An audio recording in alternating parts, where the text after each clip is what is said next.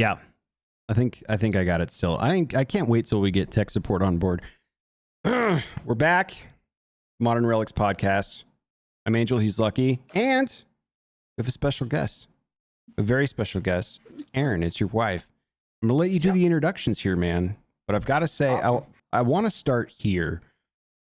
I owe Erin you a bit of an apology. And I'm going to unpack this because I remember the very first time that I met you. We were doing one of our legendary house parties that we had back in the day when, we were young and doing legendary house parties.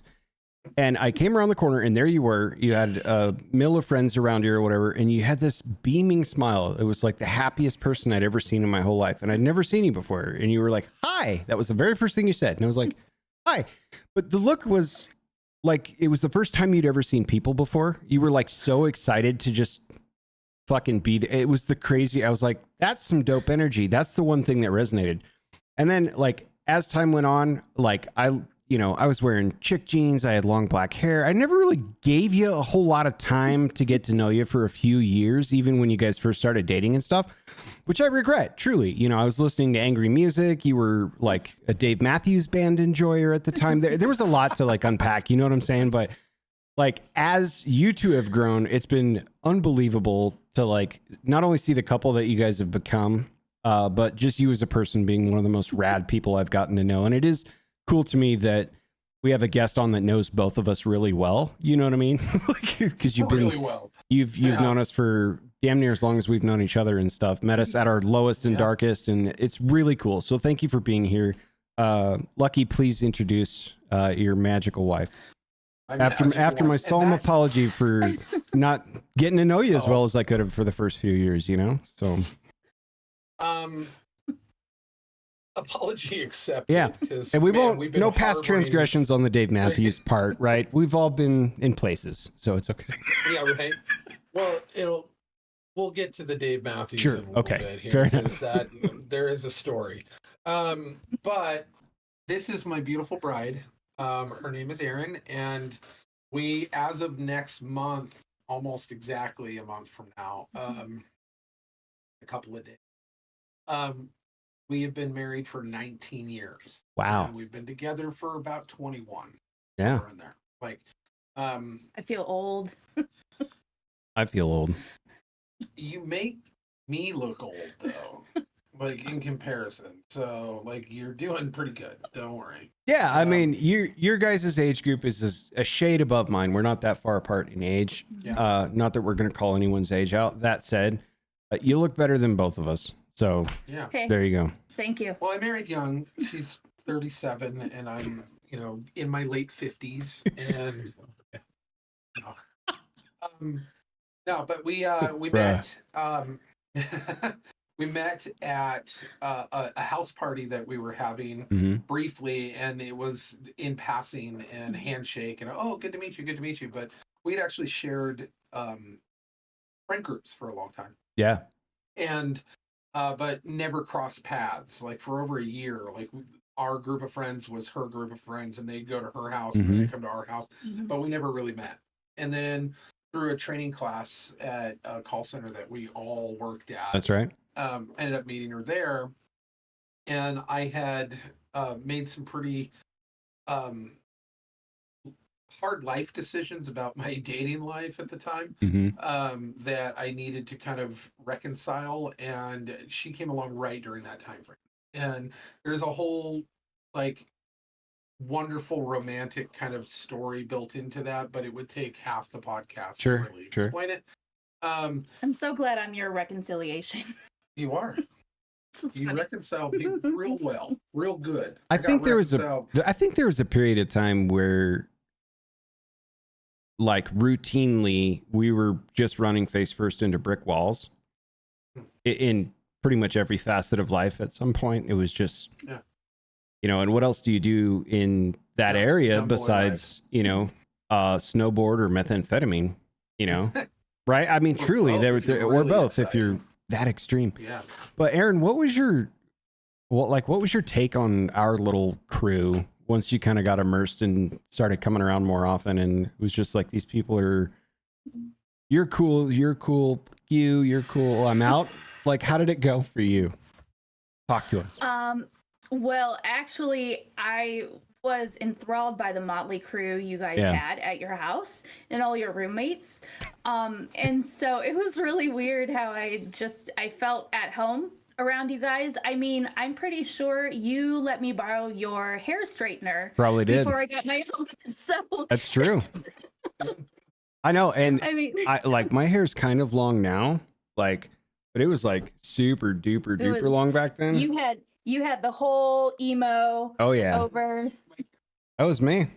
Our wedding pictures that you're in, because they're like, oh my god. Look at Uncle so hair. Fun story, like for those of you listening and maybe watching or lurking, like my hair was dyed jet black, and it is like super pearl white. I know I wear a hat on this show almost exclusively because of the headset or whatever, but my hair gets like white in the sunshine. And so like I think Lucky, you had to dye my hair black to get the skunk overgrown roots out and stuff before you guys' wedding. It was a dark time for your boy.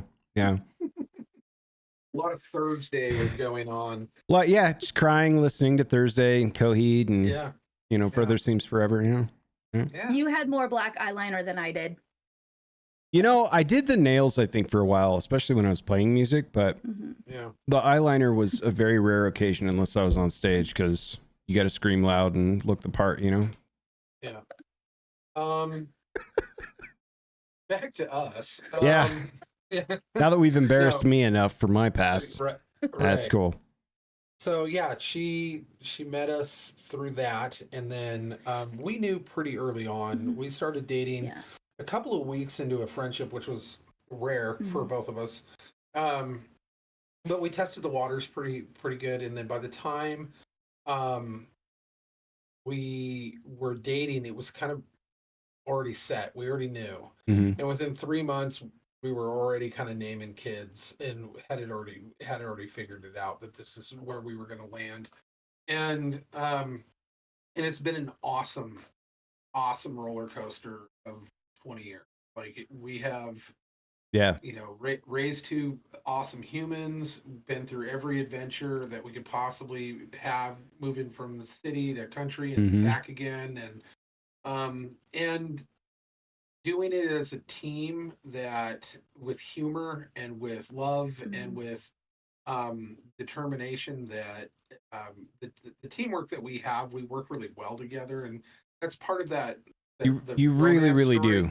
Yeah, we you balance really do. each other out very well, and everywhere that I lack, she fills, and all of the things that she lacks, I can kind of navigate and talk her through, because of communication stuff. So but we're really good as far as working as a unit, because there's just things that I'm just not good at, and she fills those gaps, and perfect, and vice versa. So yeah. Yup. Yup. So like you guys are back in Idaho. You've gone through this whole back and forth stuff. It's Valentine's Day tomorrow. You've been together for quite a while. What is the best part about being married for you, Aaron? For people that are like, that people are just like, I'm one of them. I'm kind of a marriage dodger, as it were. It just hasn't worked out for various reasons, but clearly, like, something's working right. What's the best part about being married for you? Having someone to bounce ideas off who is probably going to judge you hard but still love you afterwards. He talks me off the ledge. Like he calms my crazy and vice versa. Yeah. And really, I thank God every day that I don't have to do any type of dating this day and age. Oh my God, right? Like, I have a single friend. It's funny you bring that up, that is like, did the apps and all this stuff, and it's like, it's bad. It's so bad. Really and bad. One of the hustles down in my neck of the woods is it's all like escorts, call girls, that kind of thing, and they're just on regular dating sites, like, oh, I'd love to connect with you, whatever, blah blah blah, I'm at work today, this, that, the other thing. And then when they finally get around to being like, oh yeah, let's grab a cup of coffee tomorrow, that'll be $200. And then you're like, what was work all about? You know what I'm saying? Like, that's a true story. And it was like, I could watch him just being like, oh, that's what this is. No, I don't want to meet you for coffee. You know what I mean? And like, but just the dating pool today, if you have to start with what's your name, where you're from, what are you into, were you born a biological female? Like these are real these are real questions in today's dating pool that like my friends are actively talking about. So I hear you. That's not bad. But yeah, we consistently see like all the guys at the single guys and girls at the tattoo shops going through kind of Tinder life. Yeah. And going through all of the different dating apps. It's bananas. It's insane. Yeah. It's insane. And there's no way I would ever, just on that alone, if we weren't so compatible and we were at each other's throats all the time, that alone would keep us from splitting. Absolutely. I was going to say the same thing. Yeah. Because it is a nightmare. Remember that old show Scared Straight? You guys remember that? Where they like send kids to the military camps and shit? Be like scared married, like we got to work this out. Have you seen the dating pool? I can't go outside. It's true. Yeah. But so go ahead. Very successful thus far. I mean, I have plenty of time to screw this up, so I'm not, but it has definitely been successful. And one of the things that I like to tell a lot of young guys who are recently married, they're stuck in my chair and I have their complete attention because I'm going their arm. Right. And they can't get away. And I'm like, you're getting unsolicited advice. That's how this is going to work. And I'll look at them and I'll be like, look, besides protection and provision and being able to be leaned on in that capacity, one of the things that is required of you is setting the tone of your household. Yeah. So, and that includes humor. Like you need to make sure that your family's laughing. If you've got kids, like if they have kids, like make sure that there's laughter in your house. That's your job. But with her, I make a point to at least once a day, make her laugh so hard she's going to pee. And it's easy to do these days. But yeah, because it's healing on top of the fact that it sets a tone. Yeah. And it's communication in a way that isn't verbal for the most part, right? And it sets a hormonal tone. There's so many factors with humor. Now, humor can, and I tell them, I was like, not everything's funny, so don't make everything a joke, but also always look for that opportunity to make her laugh every day. And it's your job to do that. It's your job to bring laughter to a family. Like if you go, when your kids grow up, it doesn't matter what financial crises you go through. Right. It doesn't matter what hardships you go through. It doesn't matter any of the traumas that normally come with a growing up situation. If they're in therapy or if anybody asks later on and goes, how was your childhood? They'll look back and go, there was a lot of laughter. I had a good childhood. Yeah. And I think it's sage advice. I mean, setting the tone for your household and all, like as a single guy in a castle all my own, I mean, setting the tone becomes different for guys like me with nobody to talk to or be around. For instance, have you ever run around your own house on your tiptoes like a velociraptor just because you could? I mean, I do this routinely, but there's no tone to set for anyone else. So it's kind of like me versus me, but there's no routine to it, but I feel like you've done that before. Yeah, that's definitely within the realm of possibility that I've probably done that exactly. All part of the plan. Yeah. No, I think it's good advice, and I think your kids are wonderful. Like I was telling him, Aaron, like in my head, they're still like 12 and 14 years old kind of thing. And then like even I think it was last June maybe, or the June before that when I went up there, it was kind of shocking where it's like, they're adults. They're like adult people. They're not like little kids anymore. And they articulate and they have points of view, and they're funny. And like, like I know that I consciously know how old they are. But in my head, when you conjure that image up, it's like the last time I saw him was little, so I think you guys have done a kick-ass job Thank Really? you. There's Thank you. actually a new development within our kids, and I Mm-hmm. think you might have seen it online. I did. A huge milestone.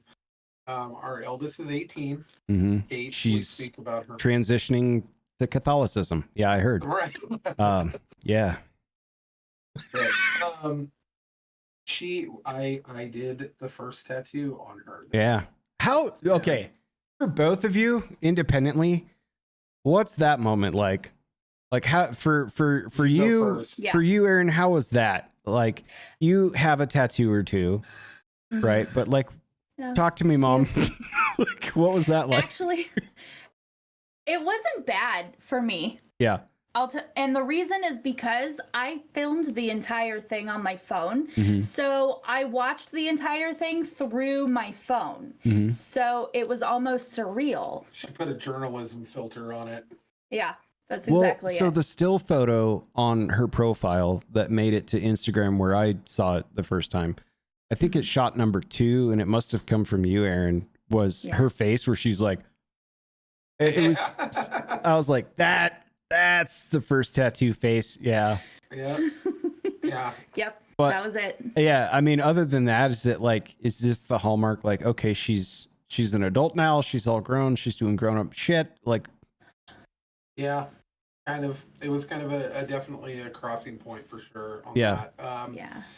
had to be, right? Like, yeah. yeah. I mean, we never knew because people always asked and said, Mhm. "Hey, like your kids grew up in a tattoo shop. Are they going to be getting tons of tattoos?" And I was like, "We don't know. They don't really talk about it." Yeah. They like every once in a while it would come up. Like when Oliver was like 4, he wanted like baby jaguar from Nice. Diego. Go Diego Mhm. Go on his arm Nice. forever. And we teased him about it until probably even last year.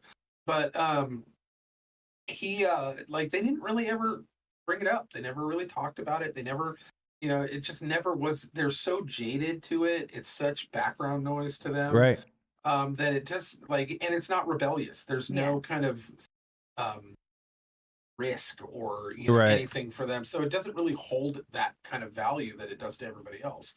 So when she came to me and said, "Dad, I think I'm ready to get a tattoo," and I was like, "Ooh, okay, now it's real. Now Yeah. it's real," Right. and because for years I never even thought that I'd be able to do it. Yeah. Yeah. I was like, I don't know if I'm going to be able to put my kids through the pain that I put everyone else through. And that went out the window real fast when they became teenagers, Yeah, I was like, oh no, you Yeah, guys I was gonna gotta say come he now. laughs when he tattoos me. So Yeah, and so after the grief of them being teenagers and going, oh no, yeah, this is my way of getting back at you. Yeah. Right. But it was still really like I had to kind of keep my emotions in check on it because I was like, I'm gonna cry, and this is really crazy and special because on top of everything else, on top of all of the other emotions, the girl took her first steps on Halloween Day in a bumblebee costume with a snotty, crusty nose, 15 feet away from where she was getting tattooed for the first time. So like there's just all of these things like rolling together for this kind of emotional moment. But so dad's crying doing the work and she's hanging in there like yeah. I was choking back, and then I get concentrating because I'm like, I can't screw up a tattoo on my daughter, like so luckily there were no straight lines. Yeah, it was a Shel Silverstein. Yeah. And that was another thing. Like the thing that she chose was so amazing and sentimental, and I knew that they would. Like there isn't going to be a tattoo on her body for a while, probably that isn't a literary reference to Anne of Green Gables or Pride and Prejudice or Little Women. Yeah. So, but this one was from Shel Silverstein's The Giving Tree, and it was basically to say, for her to kind of express a gratitude and to show selflessness and to show self-sacrifice for others without expectation of reward. Yeah. And to me, that really just was a perfect summary of who she is as a person and her heart. And I was like, yeah, I couldn't think of a better tattoo to get for your one. And so we did the stump with, and the tree was happy underneath it with a little carving on it and stuff like that. So and is that the completed picture? Or is she gonna like color into it or any of that stuff, or that's what it is? Straight out of the book. Yeah. So like it just looks the way it did in the book. And man, it was rough because because Shel Silverstein's art style is all like with pen marks and scratchy and etchy. Right. So I had to replicate that when my whole thought process is to straighten everything out and clean everything, make everything smooth and clean. And I'm like, nope, got to make this one lumpy and curvy, And so like Calvin and Hobbes comics where it's just blotchy shit in the background to make up for grass and stuff. Yeah. And it won't look like that unless you replicate the errors within the stylized version. So you have to do it like that. But it looks exactly like the picture from the. But it was kind of a momentous, hallmark moment for parents, I'd imagine. Yeah. So not for most parents, but in our lives, it is. In our lives, it's a big moment. Yeah. Yeah. For sure. So I want to talk, Aaron, about like you're doing all the stuff. You're at the shop. You've got kids and stuff. They've got sports and, there's softball on one side, there's hockey on the other side, there's tattoo stuff, there's home life stuff. You're also... There isn't a human, more of a human dynamo on the planet than my wife. You gotta walk us... It's very hard not to brag about. You gotta unpack this because you publish stuff. I subscribe at least to one of your newsletters for sure. You're heavily involved in community politics. I also understand you do.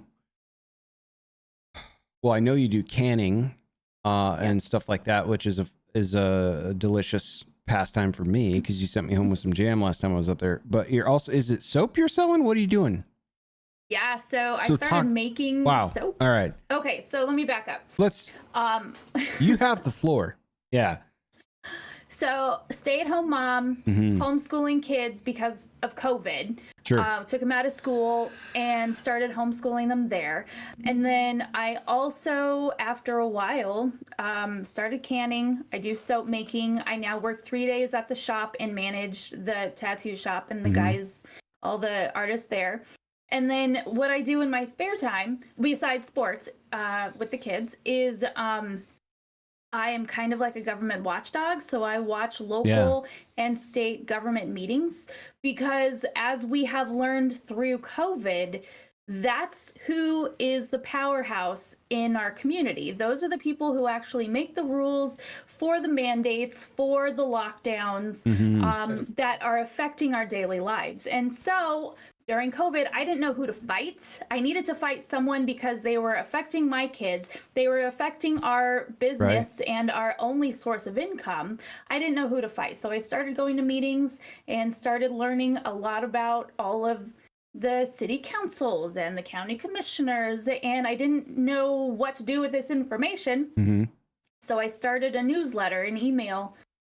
Sent it to my mom. She was the one who wanted the information, and then she would send it out to her friends, and they asked to be put on to get the emails as well. So I started an email list, and it kind of blossomed from there. I think I started in 2020. It's 2024 now, and so I have an email website, all of the social media, and I focus on local city and county taxing districts, so every place that taxes the public, as well as state legislature stuff.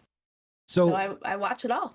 The desire to, and I would love for you to give a little messaging, not just to other moms out there, but just other people that have free time and are interested in getting plugged in on how they should start. But what was truly the catalyst for you getting, like, we can all tabletop say, okay, there's a national political scale, and then the local politics is really what impacts you, your community, your, where you live, all the, local taxes, food laws, all this stuff. But like, what was it for you that kind of really tipped your interest into like really sinking your teeth into this? Because you've gone everywhere from the state capitol to helping with campaign management at times to like, so what was it that really sparked the little ember that turned it into a fire for getting that plugged in? And also, how can other people get into that? Easy. Everyone can get in, and that's my goal, is to make sure that everyone's aware of what's going on in the vicinity, in Kootenai County, which is where we live, because again, those are the people that run our lives, but also these poor people who live here, they work for a living, right? They have families. I think what you noticed was that you would go to these meetings that are public meetings and nobody was there. Well, it's in the middle of the day when real there's people like work. 3 or 4 people there, and she's like, "Do you guys know what they're doing with your money? Do you know what they just passed? Yeah. Do you know that these people are operating without any scrutiny? Nobody's watching." So she started writing and saying, "This is what they're doing. Yeah. Everyone needs to show up." So what her kind of motivation was, and it snowballed from there, was getting people activated and actually going and sitting at these open meetings.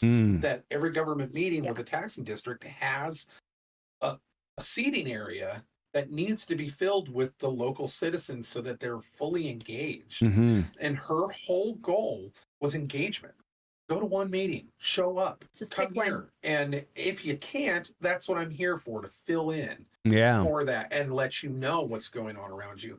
And it's worked wonders in the area. And Sort of. now the vast majority of the taxing district meetings in the area have no less than 15 people, if not completely full rooms, depending on the hot topic of the situation.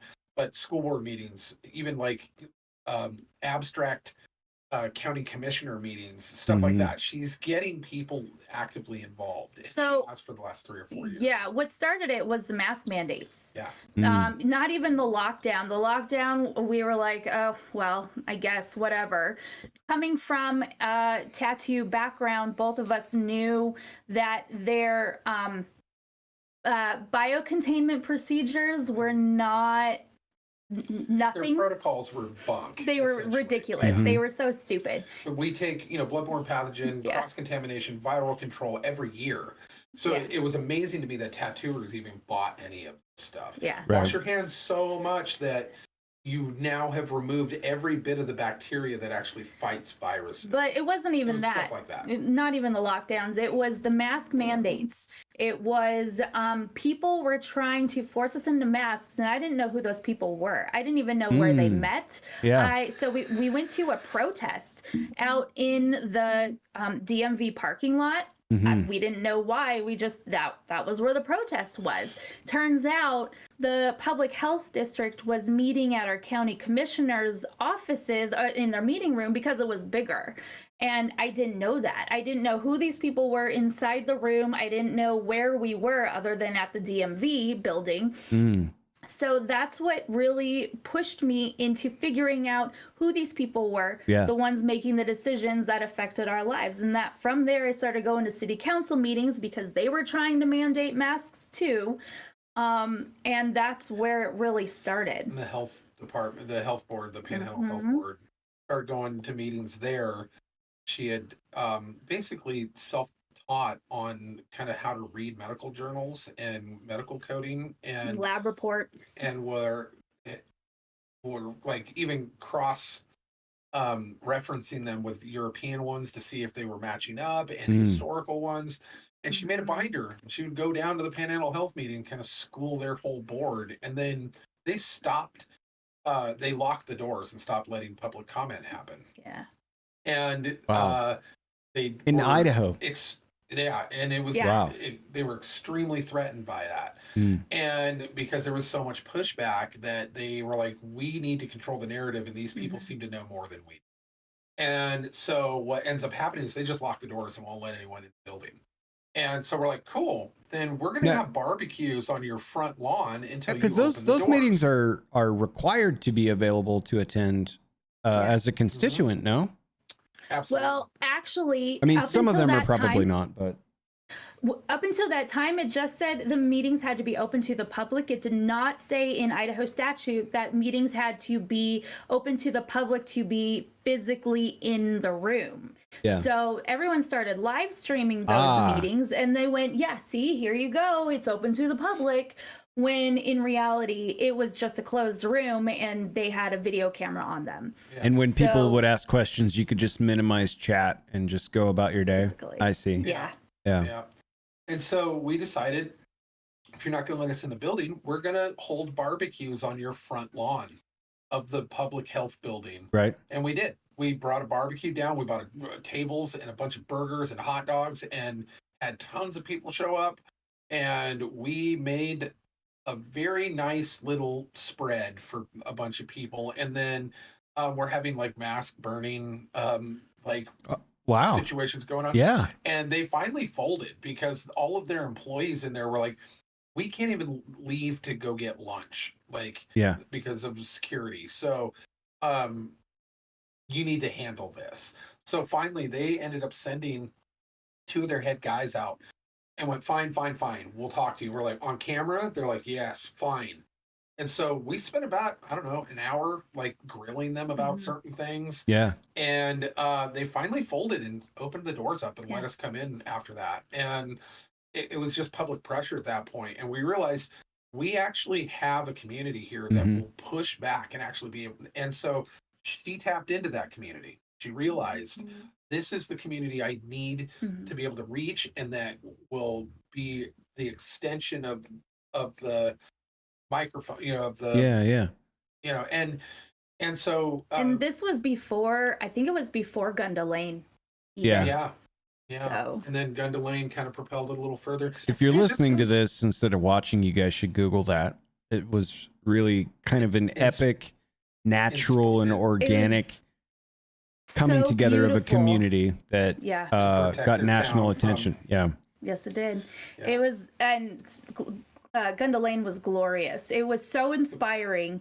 It was so moving and patriotic that even our 12-year-old son at the time, 12, I think he was 11 or 12, he was so moved. He was brought to tears, and he wanted to carry a gun downtown with all the men and go help them out. Guys, right? And go protect the businesses in town. Yeah. He saw the heart of about 1,000 men who were like, you're not going to destroy our town. Yeah. And he saw what a community coming together. And even at 11, it was so inspiring to him. Like, I want to go help. I want to go do something. So Aaron was like, you can't. You're too young to be walking around with a gun downtown. Yeah. Right. So, but to wait to turn that dial up to 18 before we recommunicate. Yeah. But what we can do is we can load the wagon full of a bunch of water because it was hot, and walk around and hand water out to not only the protector guys, but also the protesters, and hand them water too. Because they have a First Amendment right to protest. They're as long as they're not throwing bricks, bottles, or lighting anything on fire. Well, so there is a difference between protesting and looting. Right on the nose. Yes, I digress. But as long as they're doing their First Amendment right, they've got every right to do that. And so we fully supported their right to do that, and actually gave them water too, and he was just happy to be a part of it, and happy to be kind of displaying Second Amendment rights, First Amendment rights, and being a part of the community that was wanted to protect its neighbors, and it was pretty cool for him at that age to actually get to participate. Yeah, it's a blessing when you move into an area like I recently did that actually has a sense of community. Yeah. Like just how reassuring that is, even, knowing people that look you in the eye, they'll come talk to you. So it's cool that he's at least sensitive enough to understand that and the application of what that means to a greater community as a whole, which is great. So going back to the masks, so from a perspective more so of concerned citizen and like this cabal that's happening in broad daylight that nobody goes to because we're all at work, like people should know that their money's being spent. So why do you still do it? What is it like now? It's a roaring fire, and this is people rely on you, sure, with the writing and the publishing of the content that you have on the newsletters and so forth. But what else? Because you got super involved into the point where there's some campaign help and different. So talk to me a little bit about where that grew from that moment forward to where we're at today, and why you're still at it.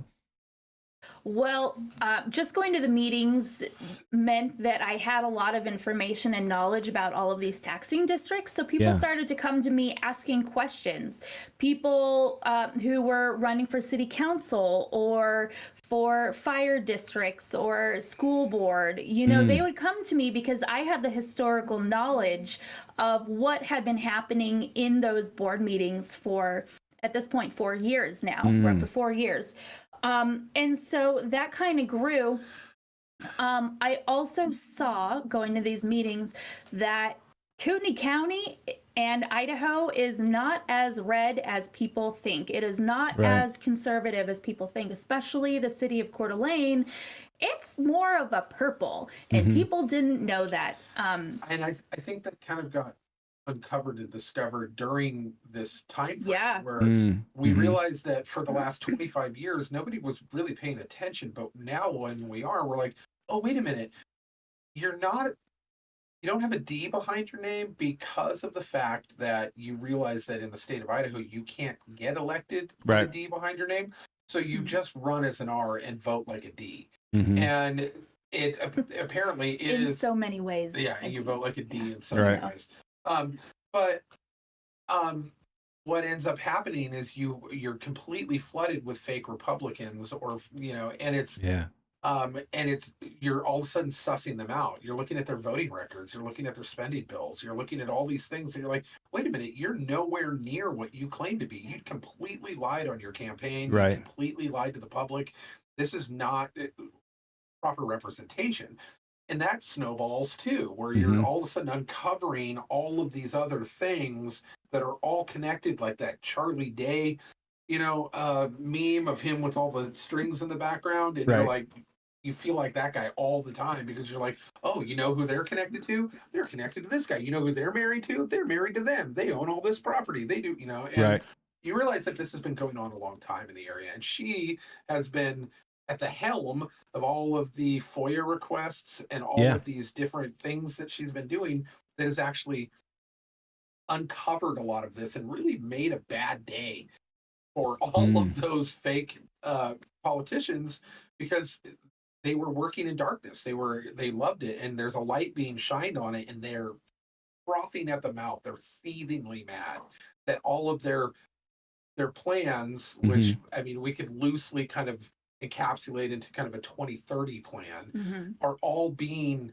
exposed. And so they're screeching like demons right now and hating on anybody who's shining the light, because of the fact that we're like, wait a minute, you don't get to just pull the strings on an entire community without us saying how we feel about it. And she's been one of the loudest voices.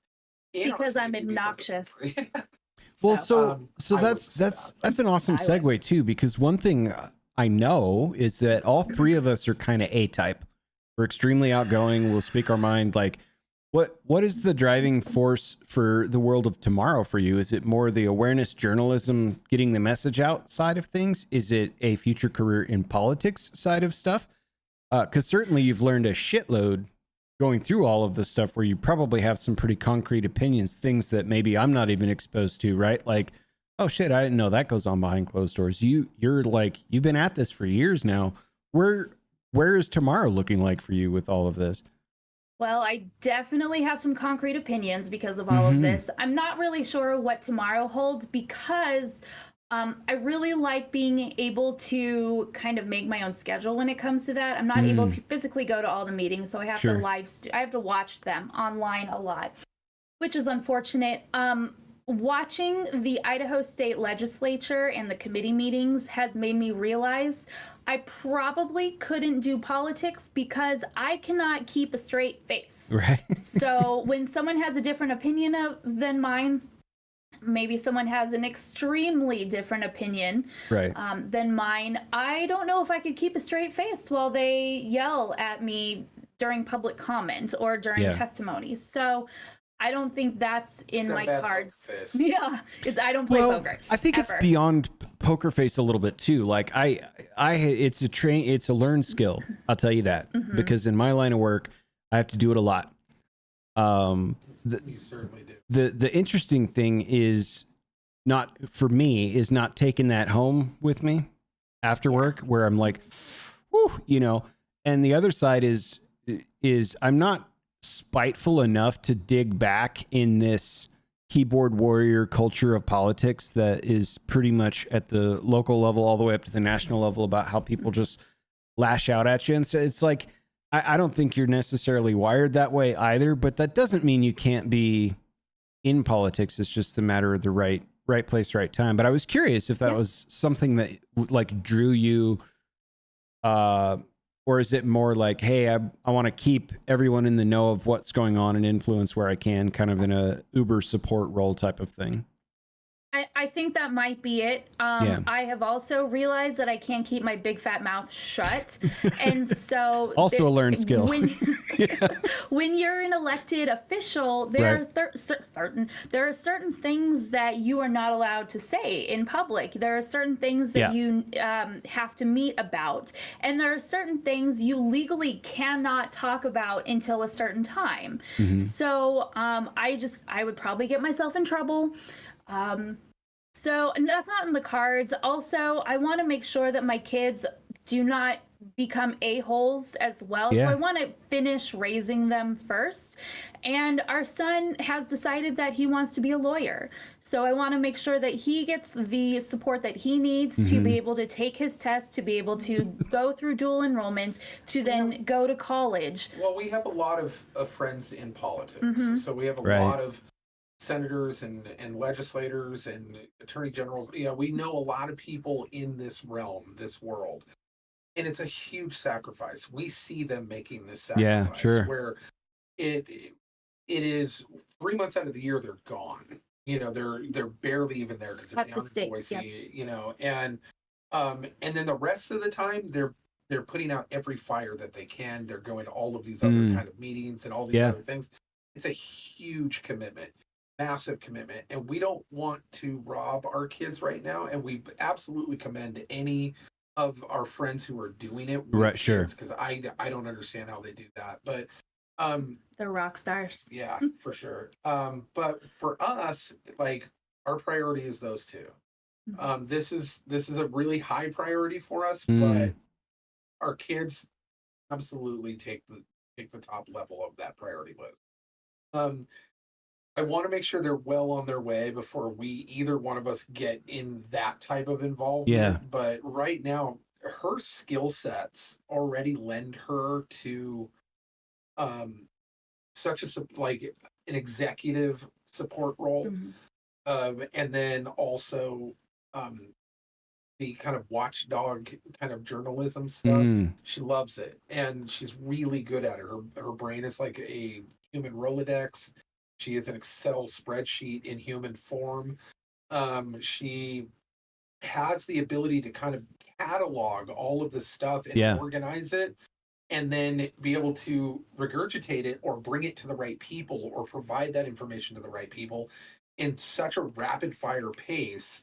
And then has all these other skill sets that are kind of molded into, like, almost like God was like, I'm going to put you in all these different places to collect these skill sets because this is where I want you.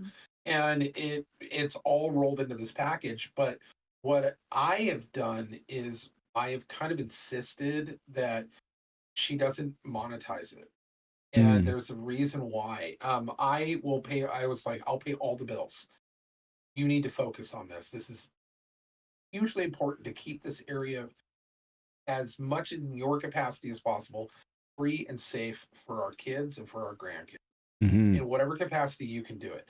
However, I want your integrity to remain intact. I want no one to be able to point a finger at you and say, this is who's funding her. This is who's pushing the buttons behind the scenes. All of your opinions are your own. That's what I was like. I want all of your opinions to be yours and yours alone. I don't want any influence on it. I don't want anyone to think that there's influence on Easier to distance myself from it, you know. No, I'm kidding. Absolutely. No, and that's actually true. It's actually true. She can distance herself from anybody because there's no money attached to it. No, and that's something I want her to be able to do. I think that's critical. I think that's really critical. I mean, I had a few advice conversations with folks in your area too, where the idea of building a PAC was on the table. It's like make every donation transparent and on the internet. Mm-hmm. Make it on your homepage. Yeah. Here's a list of where this money's coming from and who put it in there. You know, so that, yeah, I think that's a damn good start. Mm-hmm. Like Aaron, if I move to your town and I don't know anything, how do I start? Where do I go to get plugged into local politics? Like you were me at one point, right? Like what's the first place I should go, and how can I get there? Well, anytime someone new who moves into town, I tell them, welcome. Mm-hmm. You are more than welcome to be here. However, you best be voting conservative straight down the ticket. Every single election time, there's 2 or 3 per year, you will be voting every time, conservative all the way down, to keep this area exactly the same way as when you first found it here. Right. Yes. Put it back the way you found it. Yeah. Yeah, But exactly. I just mean to get plugged in to understand more about what's being said. Where should I go first? Do you just kick in the door at the courthouse and look for town hall meetings? Or clearly you're a resource, which will get to public, giving you the chance to share where we can find your work. But just as an average Joe that is interested, and then I'd like you to talk about why it's important a little bit. Sure. So with any county, there is a couple of different groups who run it. Mm-hmm. One, you have county commissioners. Sometimes they're called, it can be called something else in different counties, but the county commissioners are the people who run county-wide departments. They run the jail, they run the county courthouse, they run the county services, trash pickup, all that good stuff. So you have meetings for the county, but you also have meetings for any municipality within that county. So for example, we live in Kootenai County, and then Coeur d'Alene, Post Falls, and Rathdrum are the bigger cities within Kootenai County. So each city has its own city council. They have their own set of meetings. So what anyone can do is they can, make a list. Actually, just start with your city. Go to the city website. On there, at least in Idaho, but hopefully anywhere in the country, on there is a link to the city council and a link to their board meetings. And they happen to me, a couple of times a month, like the second and fourth Tuesday or whatever it is. It's always a pretty much a scheduled reoccurring time. Yeah. Okay. Yep. So you get a forecast of kind of what's coming up. I gotcha. Exactly. And they have to, by law, post all of these things in advance. To give the public the ability to come and see them. Same with the county commissioners. So because they run the county, they are also taking public tax funds. So those meetings are public as well. So you can go onto the county website, and there's the commissioner, and they have their calendar, and you can see all the meetings for them. And then also the school district. So you want the county, you want the city, and you want the school district, because those are the 3 big cojones, right? Yeah. Who don't have big cojones, but the big kahunas of the area that are taking all of your money. Nice. Now, that being said, that's overwhelming. There's a lot of stuff. So what she advises people to do is pick a topic that's meaningful to you. If you've got kids in the public school system, or you have an interest in education of any kind, or you just don't like the fact that it's yanking you into a new tax, because of property taxes, right? Or if you got something going on with how properties are managed with the county or whatever, pick something that's of interest to you, and then pick 1, maybe 2 to go to. That's doing more than 99% of what people do. And just keep going to that meeting every month. Write down notes. Do public comment if it comes. If you feel there's something that needs to be said that maybe somebody's missing, get involved. And what that does is it starts letting you know who the players are, the people who are pulling the strings, and you'll find that the same people show up all the time. You'll find that there are certain people on this side and certain people on that side who are all kind of fighting each other.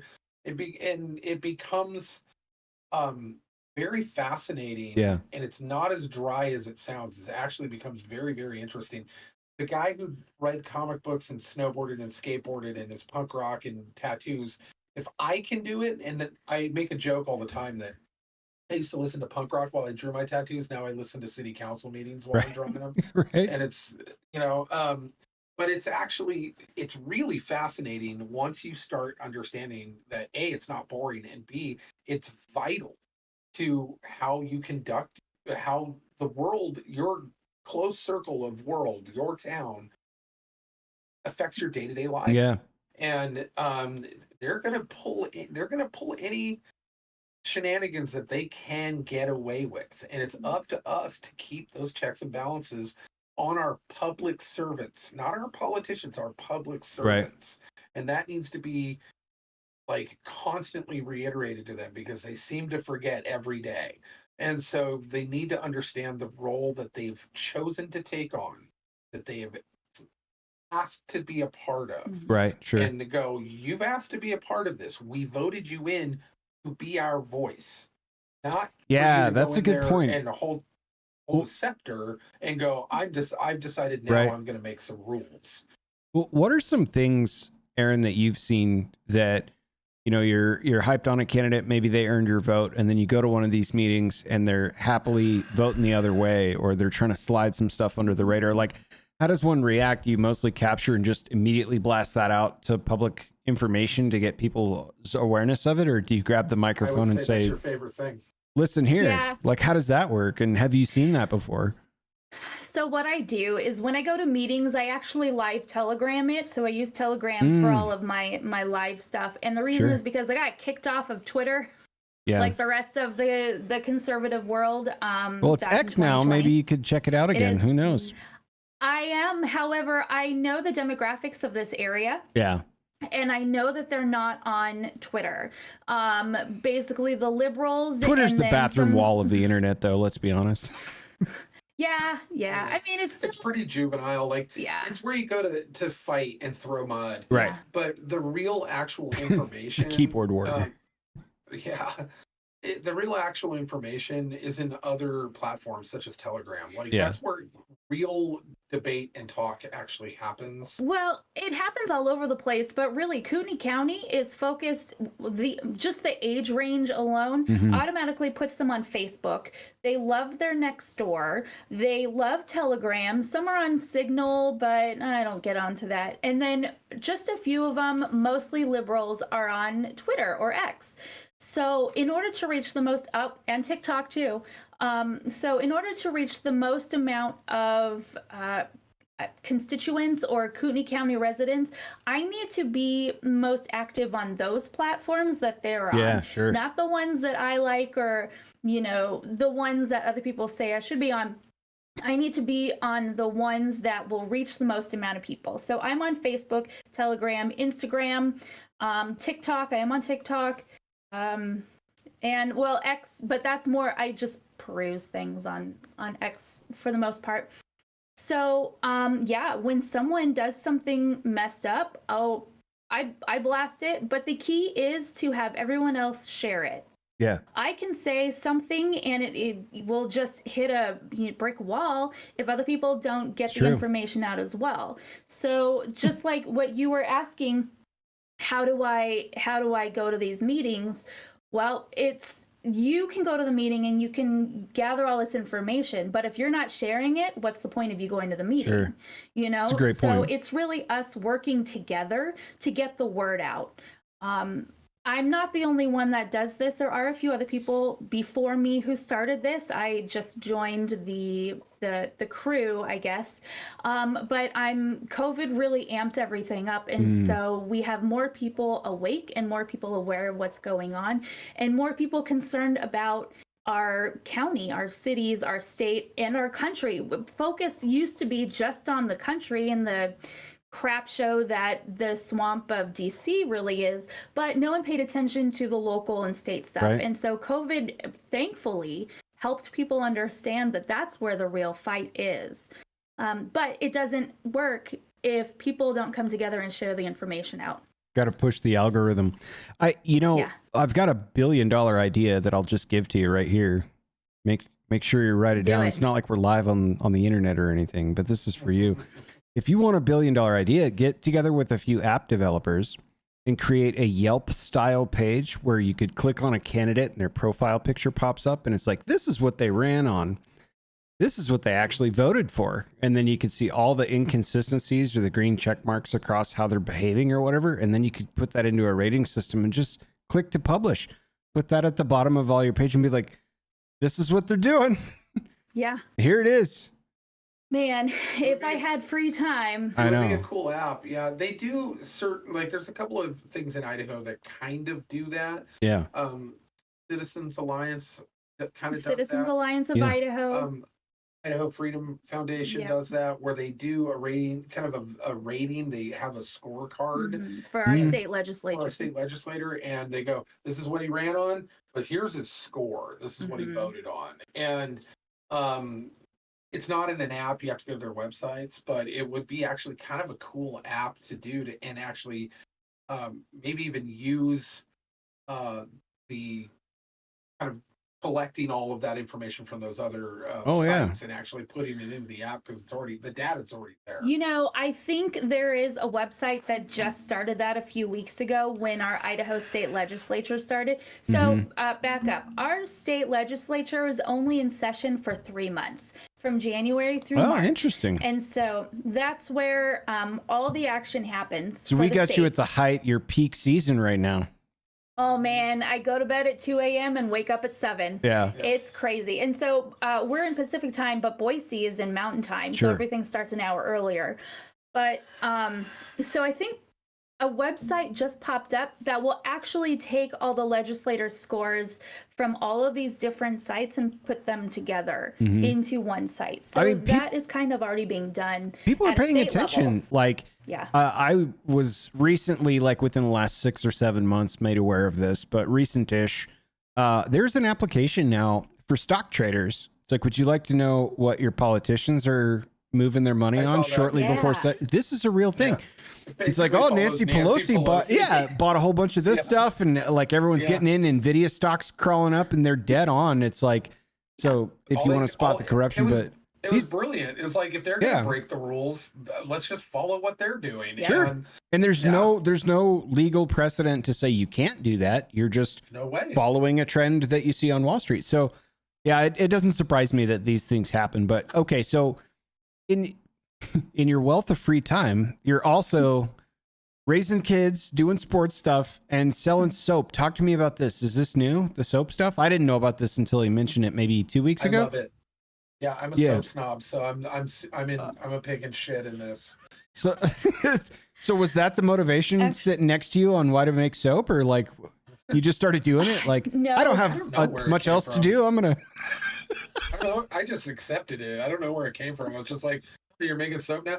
She, for 20 years. Like Fight Club style? Are you breaking in and stealing fat rats out of? Yeah, That's we're incredible. selling ladies' fat ass. I wish I could. Yeah. That would be the best.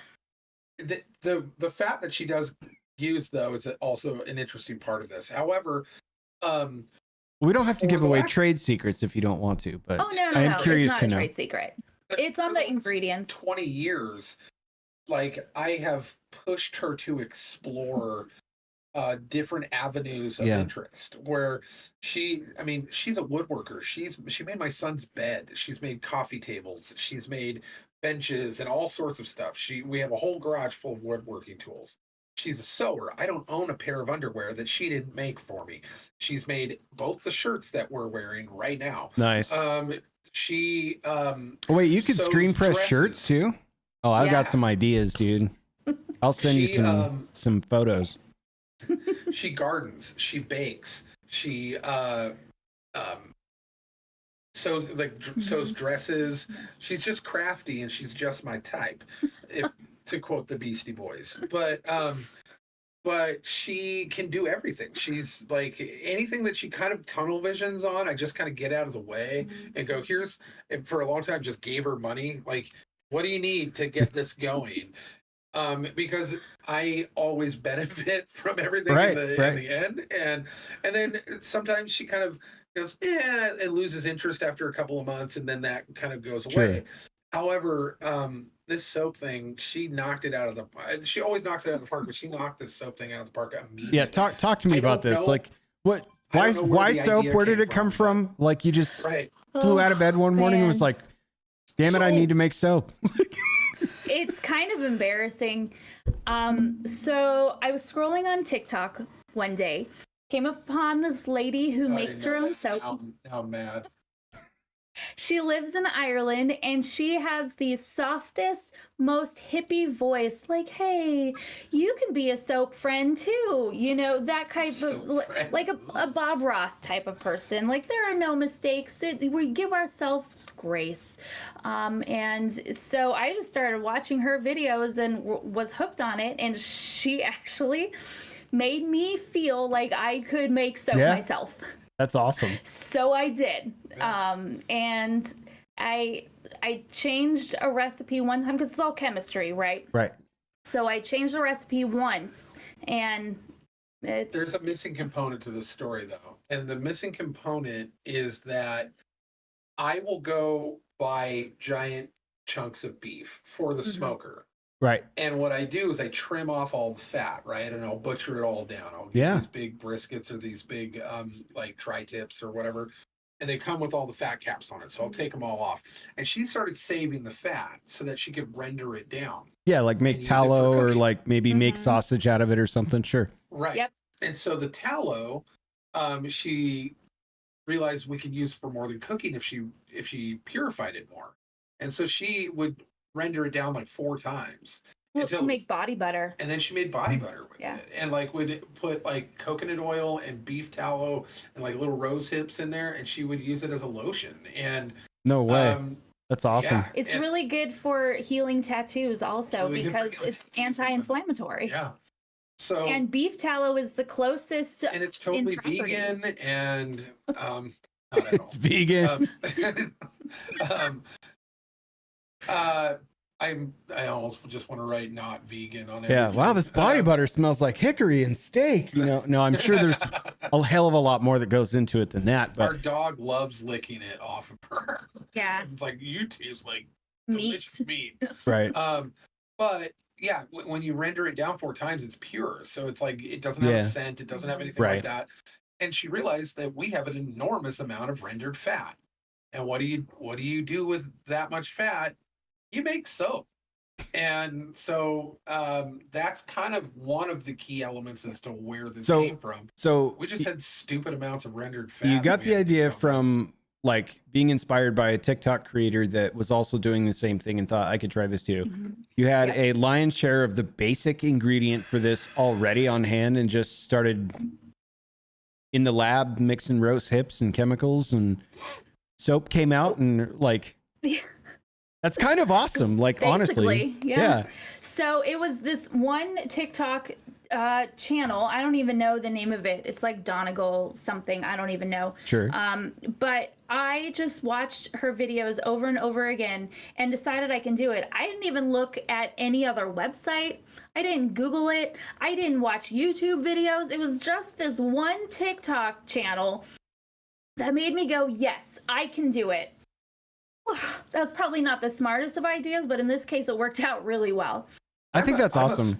Those are skills I don't have. Like, I swear to God, like I can't just fabricate stuff. I learned this the hard way a few times, and even recently, where I'm like, I am excellent at drafting and design. I'm awesome at long-term and big picture packaging and strategy and all this stuff. I'm great with electronics and tuning things, but if I have to make a square peg fit into a round hole with a wood glue and wood, a hammer and nails, a welder, I'm done. I'm stuck.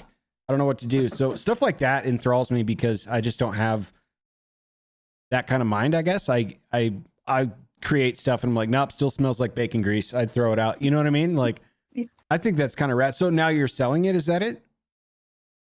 Or is it mostly like friends and family for now and we'll see where it goes?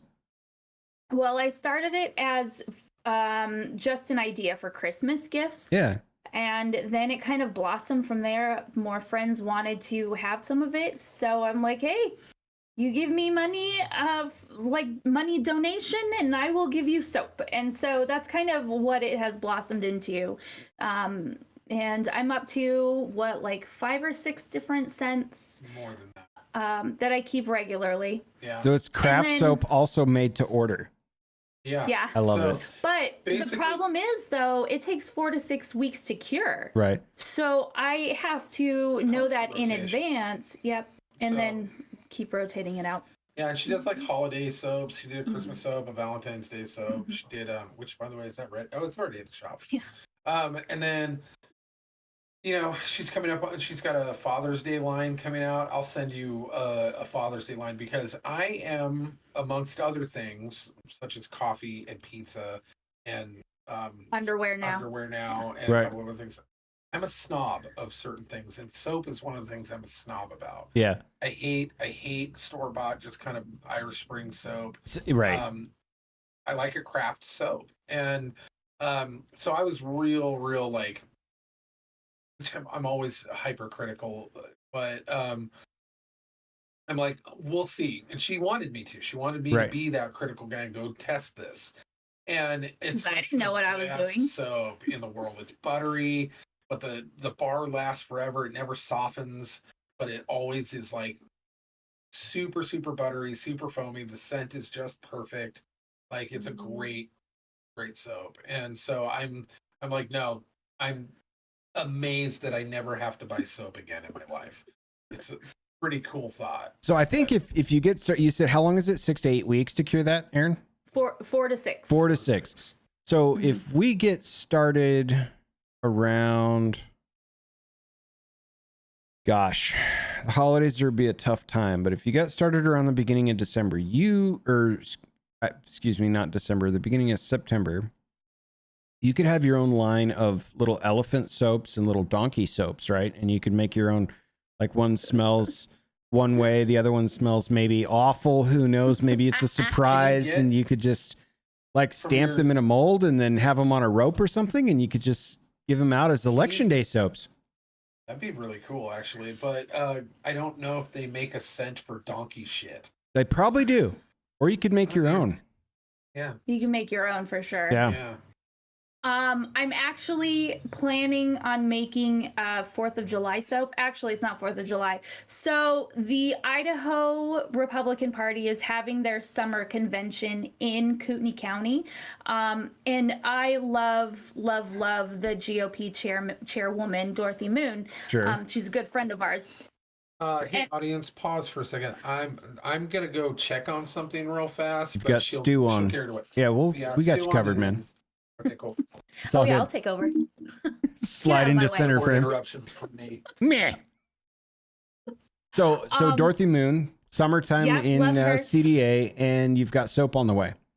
Yeah, so I'm making a 4th of July, or not 4th of July, American flag soap. So it's gonna have red and white stripes, and then it'll have a few stars in the blue. Yeah. And it'll smell like strawberries because that's a summery smell.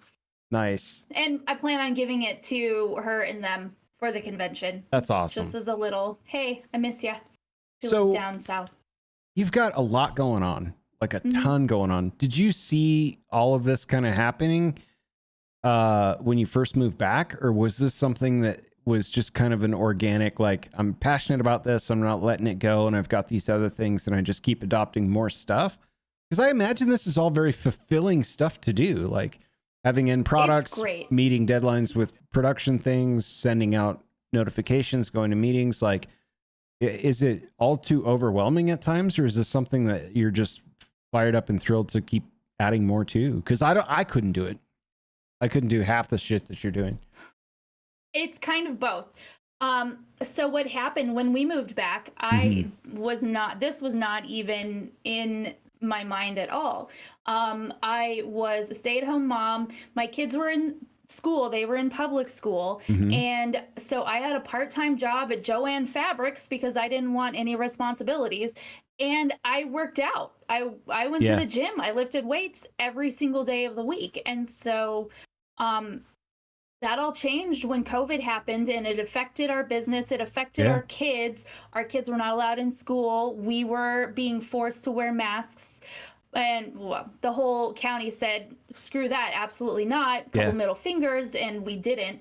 But it was still, mandates, and it affected us dramatically. Our kids weathered it out. We have the most amazing, resilient kids. And as a family, we really weathered it out. But it affected us so much that my entire focus changed. Yeah. Basically, I took a right turn. My gym was closed Right. because of the lockdowns, and so I started focusing. It wasn't because my gym was closed that I started focusing, but with all that, I started focusing on going to meetings, Mm-hmm. and then that kind of took over. And so now I'm tunnel vision on that. I need to find time to go back to the gym, but that's another story for another day. It is really rewarding, but at the same time, it is just gut wrenching too, because it's a roller coaster. It's highs, it's lows, and you have to learn how to celebrate for a day and then get right back up on the horse. And you also have to learn how to take your punches and wallow in depression for a day and get back up on the horse too. It is overwhelming at times. I do shut down at times. Surprisingly, I'm an introvert, so I actually need time to myself to just kind of recharge. And she romanticizes. Shut up. Introvert. I am an introvert. I need to sit in like a dark, quiet room for a little bit to be able to recharge and do it all again. And sometimes it just comes out in the weirdest of ways. I might shut down for a week, but then, you can't stop. Politics doesn't stop. That's right. Evil doesn't stop. So we got to get back up on the horse and keep going. One thing that I think is interesting that I learned when I was kind of managing a team of people was introverts always have the best shit to say. They just don't often speak up in a meeting and say stuff, So like all right, does anyone have any commentary? This is something that would routinely happen. Any comments, feedback, everyone good, questions? All right, meeting adjourned, we're cool. I'd be walking down the hall and somebody would go, hey, Angel, actually about that thing you said, about 20 minutes in regarding this particular thing or whatever, this, that, and the other thing and something else too. And be like, this is mind-blowing shit. Like, why didn't you say something like, this is great? Yeah, of course, I'll take notes and stuff. Well, very introverted. So introverts kind of have to be called upon, John, what do you think about it? Or they have to be called to some sort of higher purpose where they're motivated to go do that stuff too. So I don't think that's outside of the realm of imagination. It's just, it was a kind of an eye-opening thing for me because I just never really thought about it that way. Cause I'm always like, I don't have stage fright. I don't, you know what I mean? Like I'll talk to thousands of people. I don't give a shit, but not everybody's wired that way too. But I think it's incredible what you're doing. It sounds like it's extremely fulfilling too. You know what I mean? Like, it's great. I've never been so excited to see the drama that happens at the state legislature. You need popcorn most of the time because it's better than I keep saying it's better than a made-for-TV movie. Right. Like, it's so good. Nice. So much drama and things are. Bar. I know, but I mean, when you're dealing with local politics, there is no bar, right? So. True. Yeah, true. Any bar is better than what people think it is. So. But no, it's super fun. So is there a next step with your audience that you'd like to take with the stuff that you're producing? I know it's going to be community focused, right? It's mostly centered around the constituents in your area, but bigger platforms, more content that they can expect. Is there big plans or are you just really, because that's a lot for one person to keep up with. Are you really just trying to stay in lockstep with what's up, keep it out there and like as organic as it could possibly be. Yeah. I think that like trying to envision something past what she's already doing is really not in the cards right now. The furthest it'll go is kind of statewide stuff, which is what she's already kind of working on anyway. But I read them and I don't live in your state, so. But as far as like, expanding upon it, maybe in the future, but for right now, the workload in and of itself, because people always ask me, they're like, "Oh, does your wife work for the Kootenai County Spectator?" And I'm like, actually, no, she is the Kootenai County Spectator. There is nobody else. And they're like, "Oh, really? I thought she was just like one of their main editor writer people." And I was like, "Nope." The entirety of the operation is from field reporter, scripting, writer, editor, publisher, website director, design, it's like, graphic designer. It's all from my dining room table. Yeah. Like, nice. This is not, and so they're like blown away by the the already excessive amount of effort that's put into the operation that's not an operation. It's one human with way too much caffeine in her. And it is, it's sometimes as right now, even it's a struggle as a family because she's always got headphones in and she's always typing. She's always invested into that. And so we're like, or I at a meeting. I was going to ask about some of the sacrifices there. Like, is it no, there's a ridiculous to do that as hard as you're doing it sometimes? Or like, how does... Yes. Yeah. I would say from our perspective, before you say anything, from our perspective, the kids and I, it does sometimes become tiresome, but at the same time, it's outweighed by the importance. And my kids are understanding of that, and I try to be. But it is definitely something that, because I also enjoy what she does for the most part. Sometimes I get frustrated and just go, I'm done with all this nonsense. These people are all idiots, and I walk away. But then I always go, what are they doing? What are they doing? What did they say? What was that meeting about? I'm sorry, sir. You told us to get off your lawn. Yeah. But because of the importance of it, and the kids recognize that it's not, mom's not locked into a soap opera. Mom's not locked into being a Swiftie, or she's not. It's not arbitrary nonsense. It's not a hobby that she has let take over her life. It's actually vital and important to their lives and their future. And it's and to be fair, my two kids, whether they like it or not, are probably the most civically minded children. They know more about politics from the school board all the way through the federal level, more than most adults. And it's because of her. It's because of what we do. And they're going to be well informed adults. They're going to be people who actually know what's going on around them.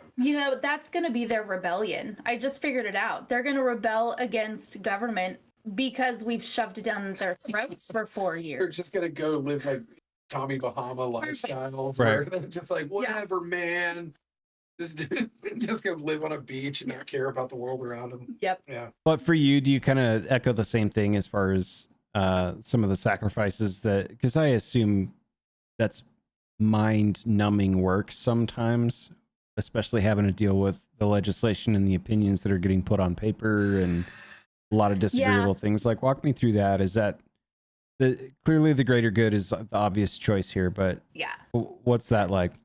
It is. I was going to a lot of meetings in person for the first year and a half ish, maybe 2 years or so, and it got to the point like the kids were up to here with me going to meetings, and it all came out in an explosion. And so after that, I realized that I was away for so long that I kind of took a step back and started watching more meetings online or watching them later on YouTube, so that I can be here in person for them more than I was.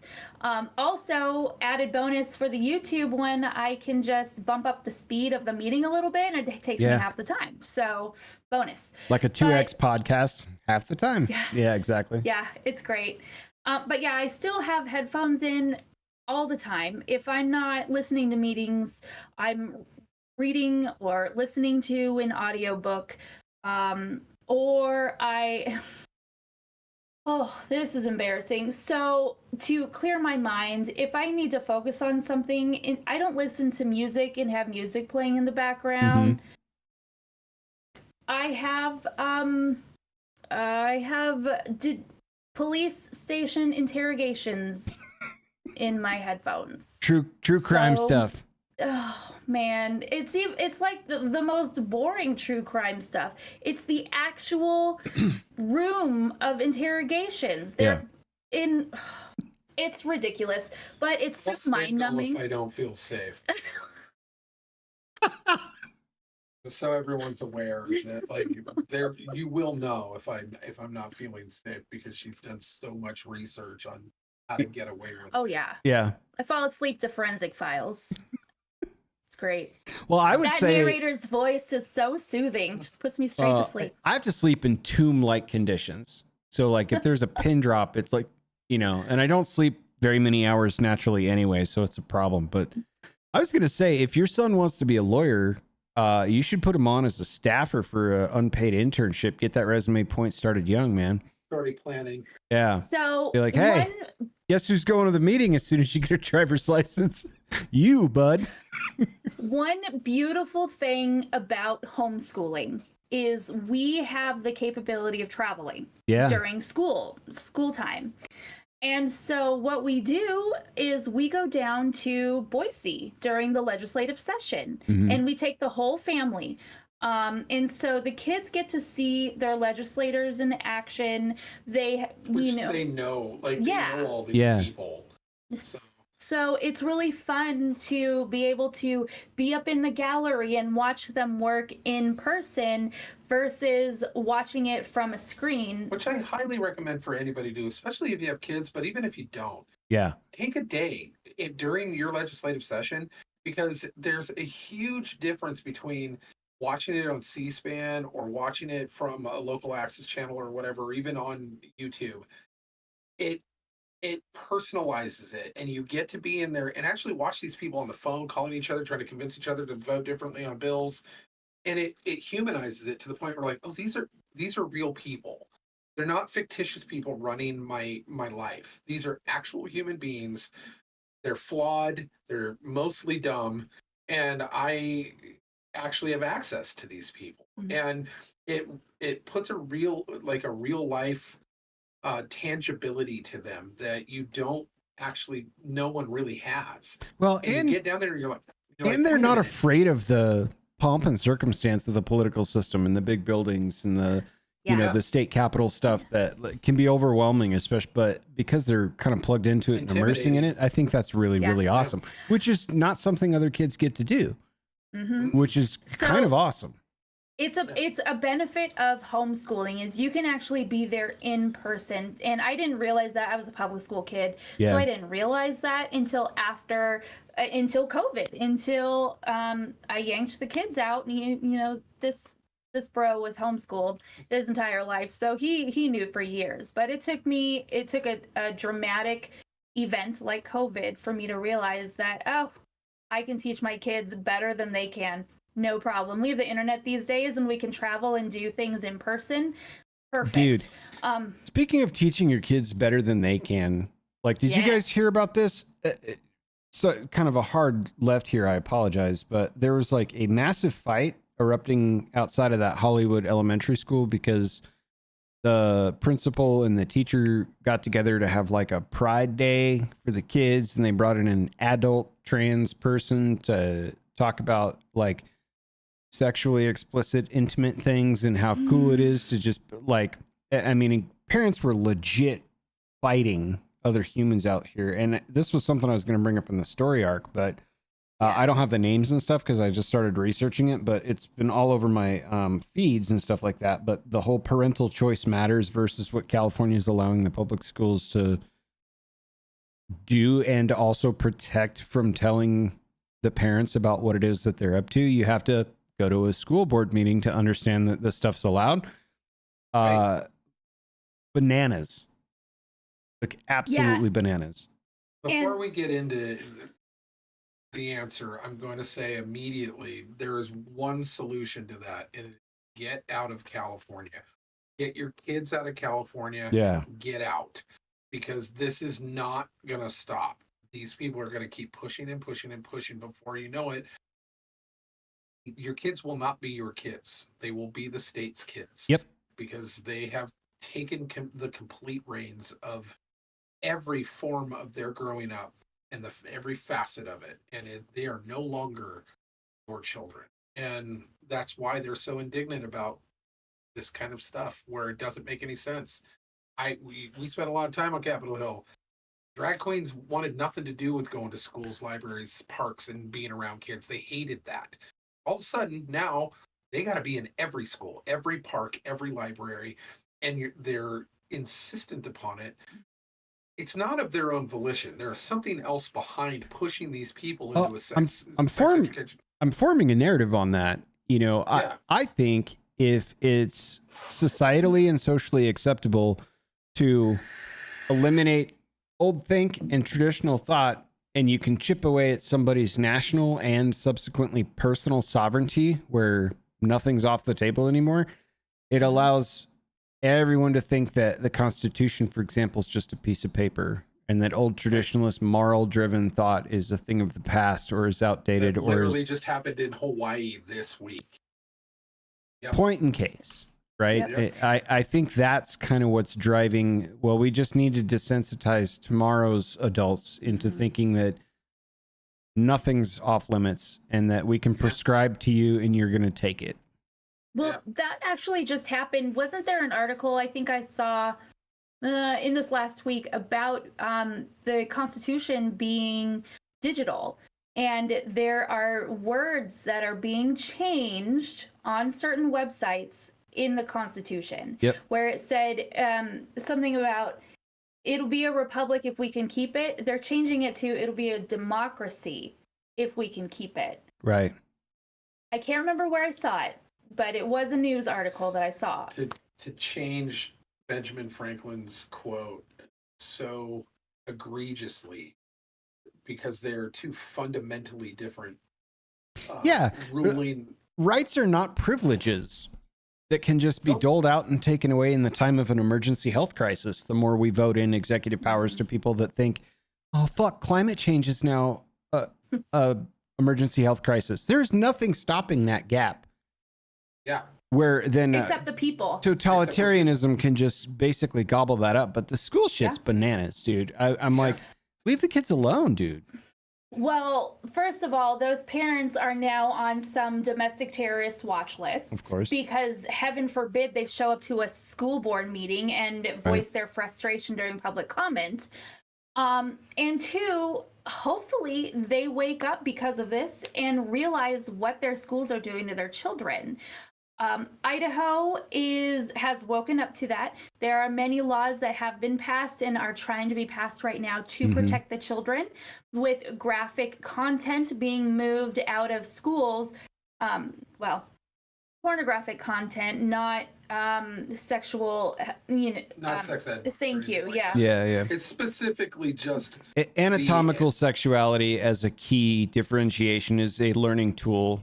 Pornographic material is something else entirely. Yeah, you don't need to learn how to give a BJ in a textbook. Have you seen, dude, bro? Have you seen some of the content in there? We have some of them. We have some of the content so that we could physically see what it is. When people doubt it, we can go, "Oh yeah, here it is." Yeah.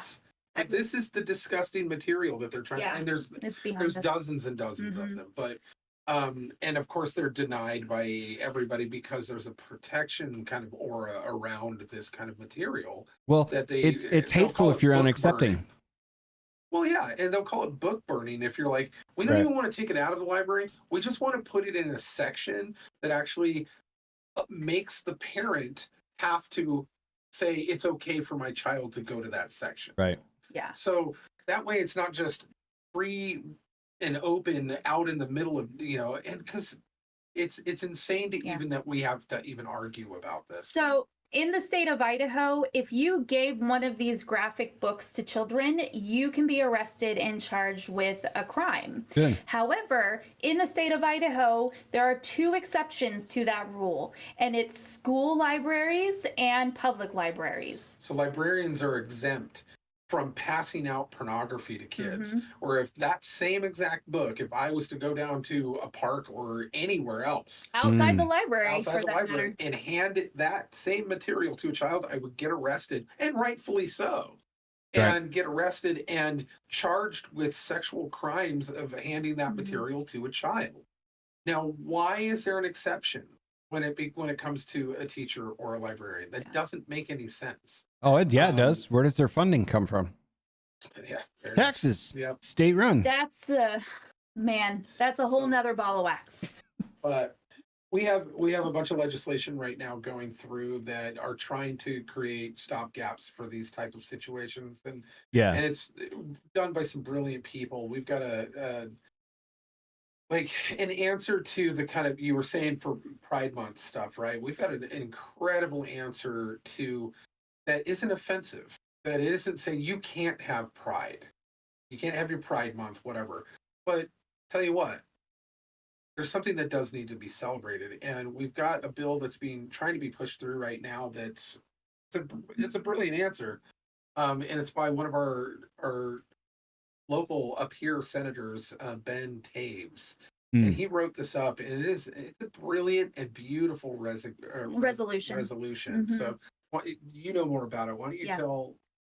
You don't even tell them what they're celebrating. So this resolution is to celebrate traditional families. So, It's to create uh, a, a traditional family month. Yeah. Essentially, basically starting from Mother's Day and going through Father's Day. So the time in between is to celebrate traditional two-parent households, grandparents, mothers, fathers, the nuclear family. Mm-hmm. And so but what it is like each week, there's 5 weeks, and each week celebrates like mothers and grandmothers, and then fathers and grandfathers, and then like aunts and uncles and stuff like that, and stepkids or whatever. And there's like different groups for each week that they celebrate during that time frame, and then they'll create festivals and stuff around it. But it's a month that goes from Mother's Day to Father's Day, which makes perfect sense.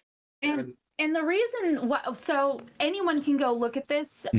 It's on a website called tradfam.org, tradfam.org.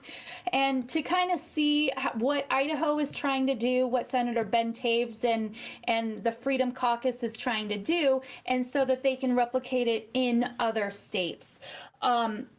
What's beautiful, well, actually not really beautiful.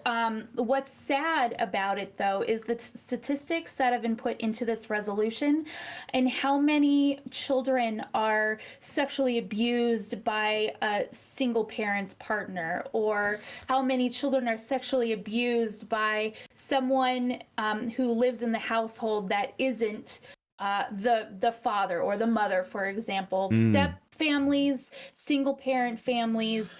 And not to denigrate any of these, absolutely not. It's just statistically what ends up happening is it skyrockets. Yeah, these statistics skyrocket within kind of structure. And our ultimate goal is to protect the children. So I think that the first step in a positive way that we can do that is by celebrating the family, the nuclear family. And so we're trying to get this passed. It builds a culture around that too, right? Which I think is different. There's all these different months dedicated toward, national recognition of this or that, or, there's cultural celebration months. And, I don't see why that would family or core family celebration months with each week in that month being a hallmark for a family member or something like that. I don't think any of this is a bad idea. I'm not sure that it would catch on unless there's incentives to it for celebrating it in schools and that kind of stuff, but I hope it does. The schools might be a little different, but I think it's time for the parents to step up and really put their foot down and go, we're seeing the effects of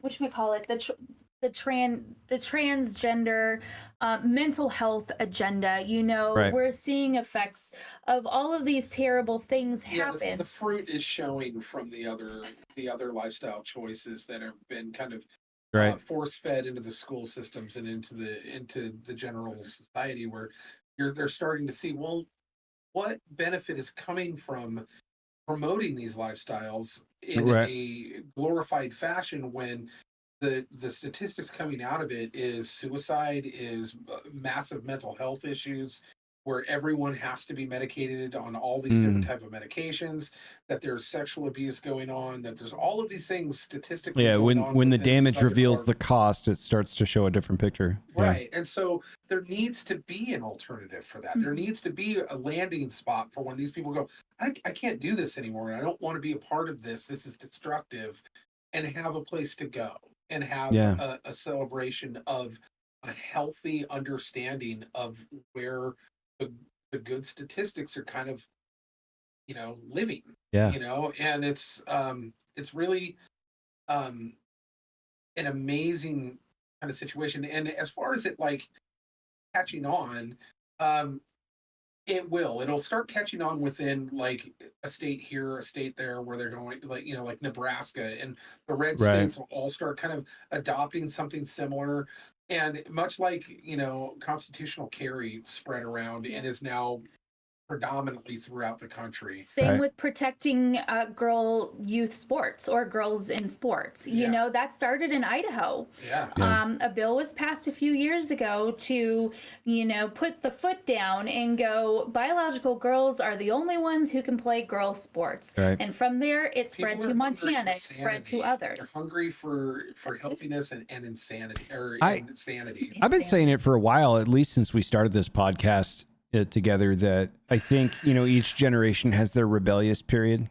Like each generation is known for something, and then as a young men specifically have to rebel against, the establishment, the man, whatever. I think tomorrow's generation's rebelliousness is going to be a more wholesome and traditional and ethics focused lifestyle against they watch their parents and grandparents are absolute shit storms. Dude, like right? They're gonna go, I don't want to be like that. Yes. Yes. They're a mess. They're an absolute mess, and we got to do something else. Well, we're starting to see it right now, actually. Our 18-year-old has friends her age. A lot of people that in that generation, God, I feel old all of a sudden, they are wanting the country lifestyle. They're wanting that trad fam lifestyle, cottage core. You see it all over the place. It's true, though. They want to go back to the 19th century again, to have that simple lifestyle. Laura Ingalls Wilder and her whole family are like heroes to it. Yeah. So I put tradfam.org in the chat. I also wanted to put your newsletter or your website in the chat where people can learn a little bit more about you. What is that I can type out? It's super simple. So I'm kcspectator.com for the Kootenai County Spectator. And that's where you can find me on basically every social media site too, is KC Spectator. Nice. So both of those are in chat on YouTube. I know you guys that are listening on wherever you get this podcast can hear tradfam.org and kcspectator.com. Yes. But I encourage you to go check out some of the work that's being shown out of at least this area. If nothing else, if it doesn't impact you because you don't live in Idaho where they do, you can at least use this as a blueprint on maybe how to get some of the messaging out as well, because I personally think it's super critical and important what you're doing. And I would venture to guess that there's probably people in each state or each county throughout the country, and it may not be every single one, but look for them. See if there's people doing something similar to her within your community. It's probably fairly easy to find that there's probably people out there who have small platforms that are trying to get all this information out. And if you can't find it, do it yourself. Build it yourself. One more thing. We can do it. Anybody can. Oh, yeah. If I can do it, anyone can. One more thing with tradfam.org, I'm pointing to the computer screen where I have it up. There is a petition on there. So if you feel called to want to get involved with that, sign your name on the petition, because that will help Idaho get this resolution passed, which will then start the ball rolling for your state and other states. It's a great idea. You have to be an Idaho resident to do it either. I don't think so, because it's bigger than Idaho, and you can send this website to your legislators in your own state. Nice. Because if Idaho can do it, you can do it too. Nice. That's if you want to, or you can just read your kids a bunch of trans books and Well, there's the .com for everyone, isn't there?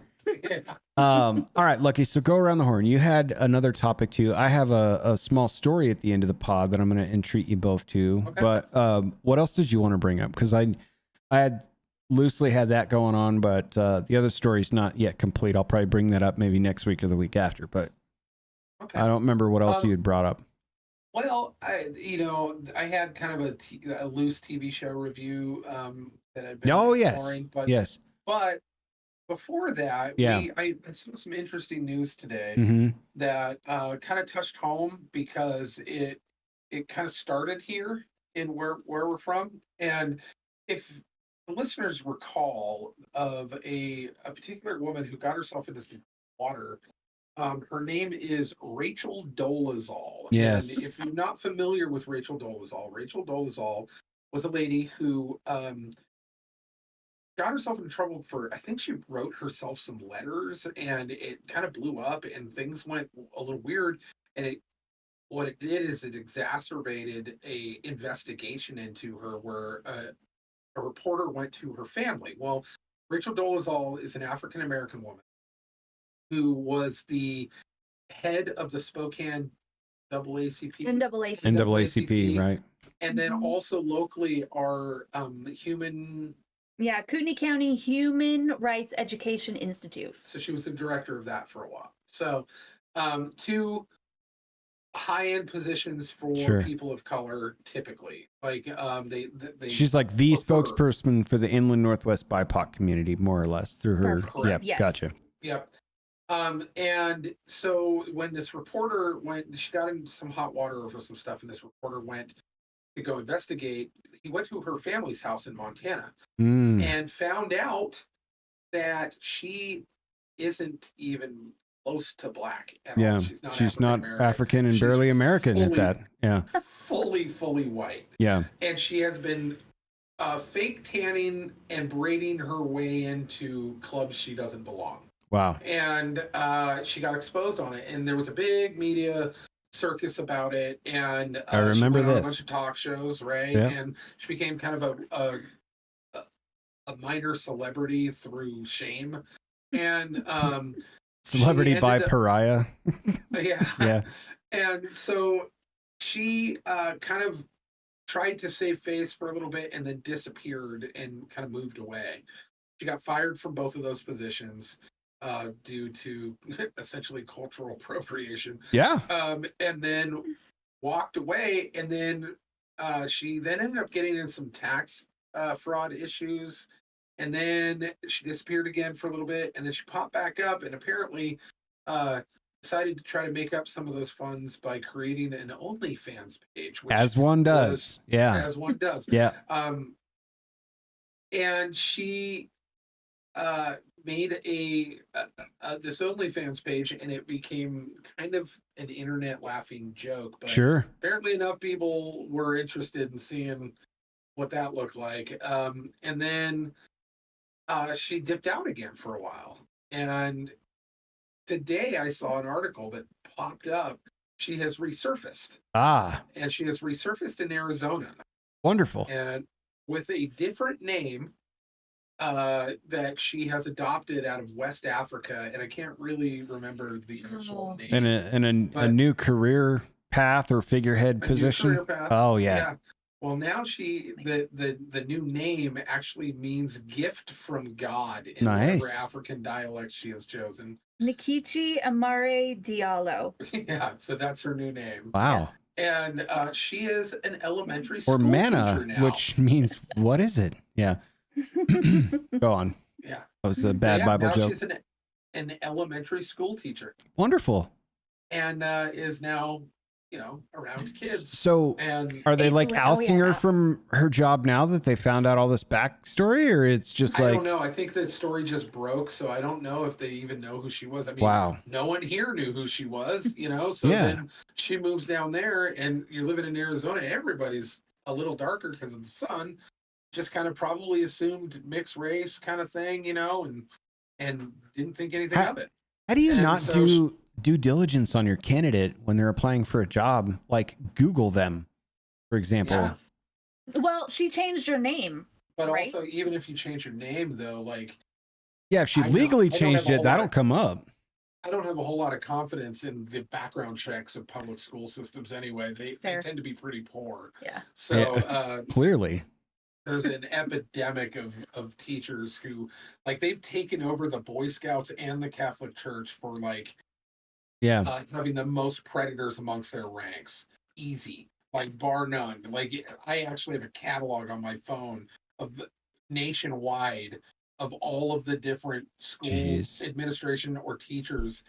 And it's massive. It's like, oh, we know where all the kids are unprotected and vulnerable. we're going to get jobs as teachers. And it's become the new like feeding ground for pedophiles. I swear to God, man, like things are falling apart. I was having a conversation with a friend of the podcast, Paul, last night, and we were going through different cities in California because we have to go there in the summer. And one was actually bragging about being at the top of the worst 100 crime-ridden cities, like best of the worst kind of thing. And we literally laughed at that, where it was like, it has all these statistics about how murder has gone down a fractal percentage point and all the, public education scores are down, but not as bad as they were last year. And we literally started laughing, where it was like, how are you bragging right now about being the best of the worst 100? Like that's the bar. That's the fucking bar right now. Yeah. Like, so people listening that are curious about getting involved, maybe even in some of the things that we've talked about to this point, please do. Just understand that if you bury your head in the sand long enough, when you come up for air at some point, it's going to be way, way, way worse. It's way worse. It's way more satisfying than opening up an OnlyFans page. I would think sure so. hope so. I would think so.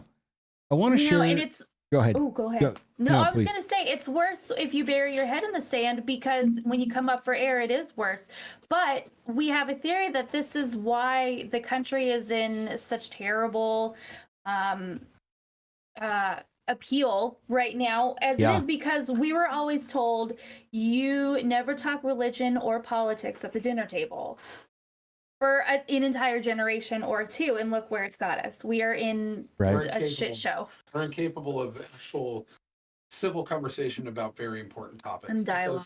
Out of the concept of politeness, which was probably good on its face, but what it did is it created a much bigger problem for the next couple of generations, where now we don't even know how to have a dialogue about very important issues, in which they used to be able to do. You used to be able to sit down and discuss philosophy and discuss ethics, and be able to discuss the concept of religion and the concept of politics and governance. And you used to be able to do that with your friends and not want to kill each other. Right. And or kill each other a little bit. Yeah. And we've lost the art form of it because we've been told 2 to 3 generations in now that it wasn't polite to talk about those things. And the standing societally accepted mannerisms one should invoke during those conversations is name calling, lashing out, my way or the highway, single-sided chat room style conversations, which is fracturing friendships too. That's the piece I lived through the pandemic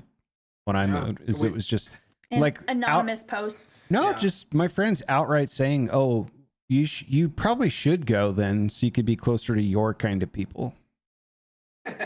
It's like, my kind of people. I thought you were my kind of people. I'm the same dude that painted your fence and introduced you to, and like, right. What? Up until 3 weeks ago, I was your kind of people, and then all of a sudden, Yeah.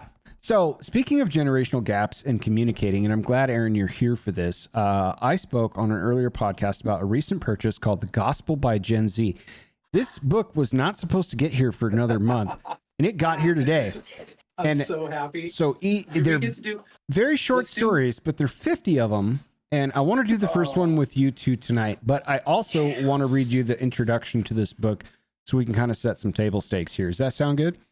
Absolutely. I need both of your guys' takes and reaction on this. Just in time, too, because by next week we may have a surprise guest. Yes. That this will be a chef's kiss for man. It's going to be great. Yeah. So I'll read you the introduction and then story one, okay? So introduction, it says, "Do not be led away by diverse and strange teachings, for it is well that the heart be strengthened by grace, not by foods which have not benefited their adherents." This is Hebrews 13:9. It begins, "The only reason I wrote this book is because enough people have asked me to. But in order to do so, I had to create a coherent story that was both fun and an accurate outline of some roughly representative events of the Gospels. It is not my intention at all to preach or proselytize anyone. It's not my style. I'm strictly a businessman. It's the same reason I made Pick Me Girl for God hoodie after the comment got 6,000 likes in the first day. You demand, I supply. That said, I do hope you enjoy the book before you. I've made every effort to make it as funny, lore accurate, and beautiful as I possibly could in the impossibly short amount of time I foolishly allotted myself to create and publish it. Creating this book has been one of the most enjoyable experiences and rewarding challenges of my life, and I hope you all enjoy it thoroughly. To everyone who made this book possible, I thank you from the bottom of my heart. Sincerely, at Gen Z Bible Stories, Solemnity of Christ the King, 2023. Oh my gosh. Where can I get the Pick Me Girl for God shirt? Probably on his website. Probably on his website. So there's a translator's preface, but really it just points you to the glossary of terms in the back of the book, which actually describes this Gen Z language. So we'll begin with part 1, Divine Dad Lore. Now, I'm on a webcam, so you're probably not going to get to see that very well, but there are some beautiful illustrations in this book. I love that they went out of their way to actually put some like almost Renaissance in.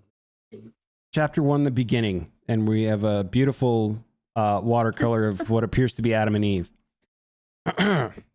God made Adam and Eve, same kind of different font in the image and likeness of his own PFP, and said, "What's up, my mammals? Go forth and vibe in this Minecraft paradise I seeded for thee. You may take any W except from the tree of W's and L's, for then you will have W's, but also L's." While fam was living their best life. I hate that I understand what's happening. While fam was living their best life, the op of ops woke up and chose violence. He slid into Eve's DMs with that sneaky riz, and Eve let him cook, though he had not the ingredients. He said, "Why won't the top G let you take any W's?" And she said, "Nah, that's not lore accurate." But the snake said, "Baby girl, he's gatekeeping all them dubs. Me personally, I would not let that slide. POV, you realize you have free will." So she chose to secure a bag of W's and L's. She ate and left crumbs and gave them to Adam. He saw his crush watching and said, "Bet," with Riz. He took that L, altered their brain chemistry, and suddenly they had the ick.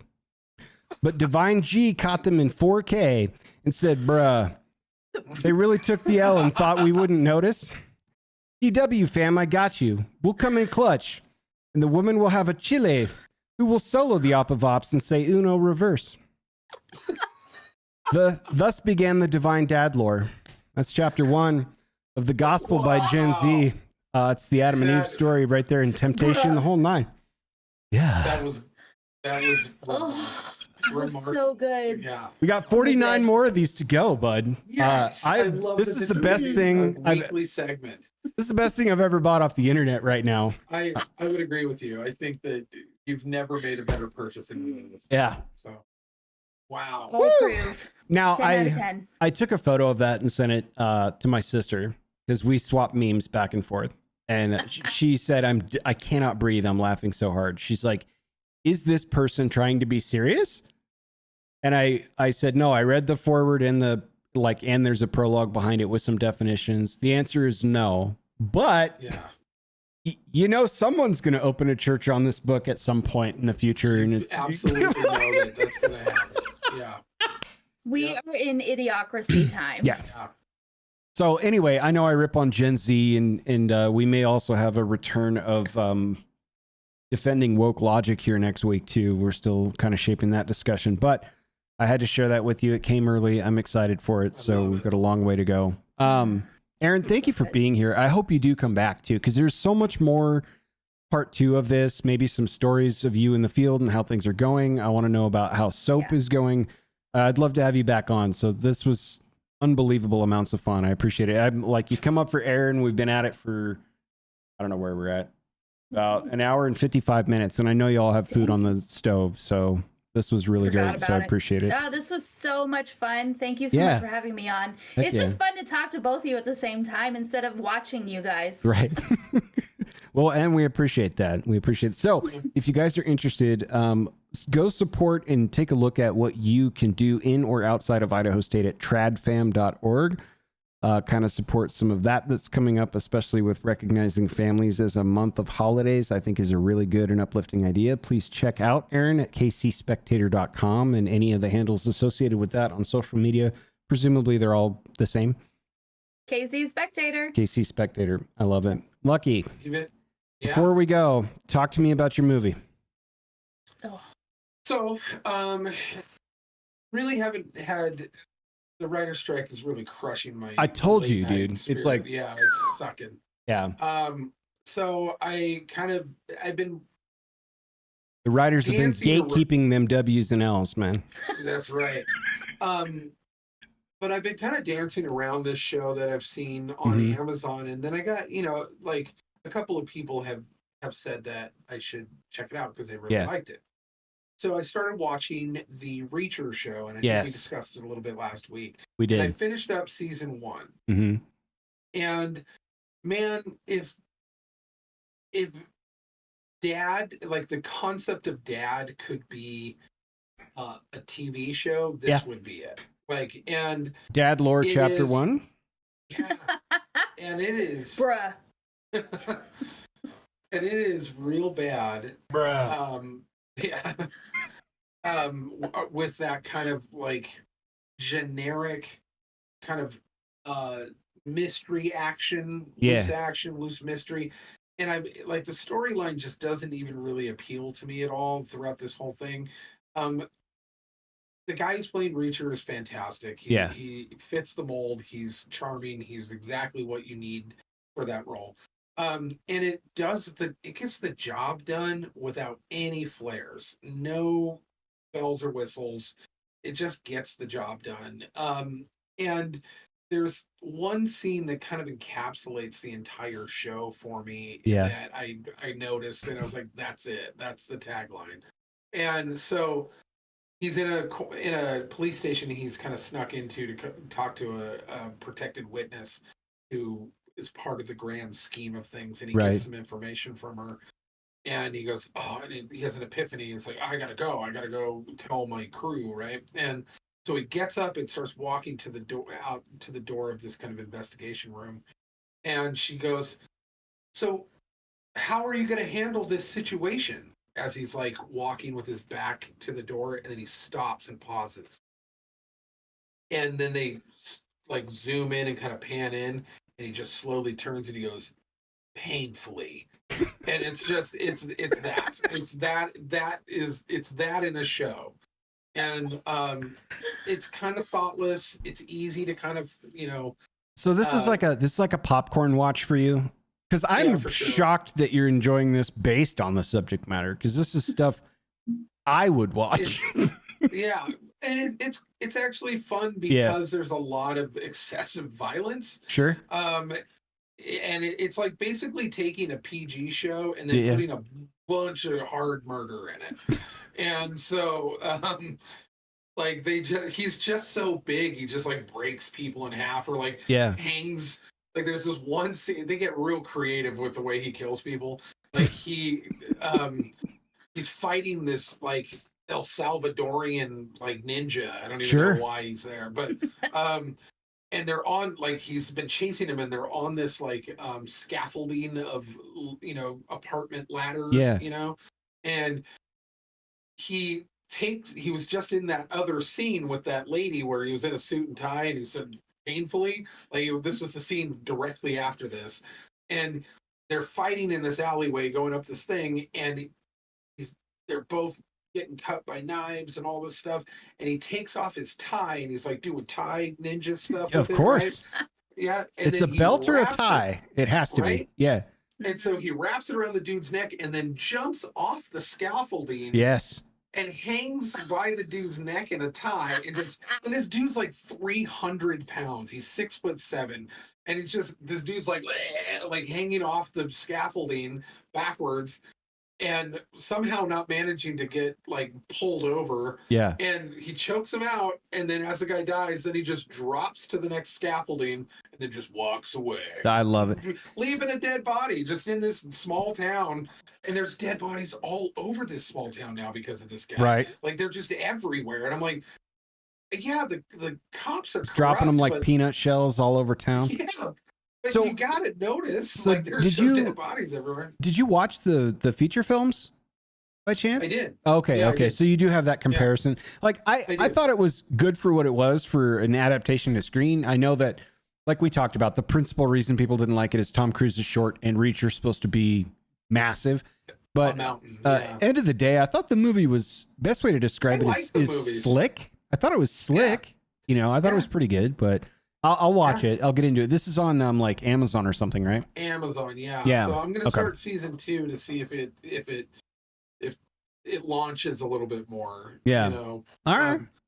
If the stakes get raised, you know, but well, I noticed that Prime members now have to watch commercials.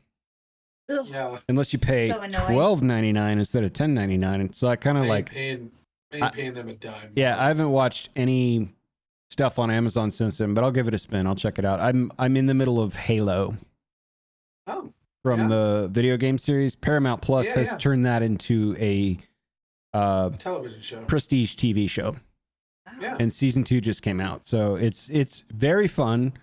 A little childish if you like remember way back to Halo, and then they were going to make a movie about it, and then they built all the props, and it's like, oh, that's a warthog. What are you guys doing with all this money that the Bungie and Halo and Microsoft all dropped out and during principal photography? So they're like, use all those assets and make a movie called District 9.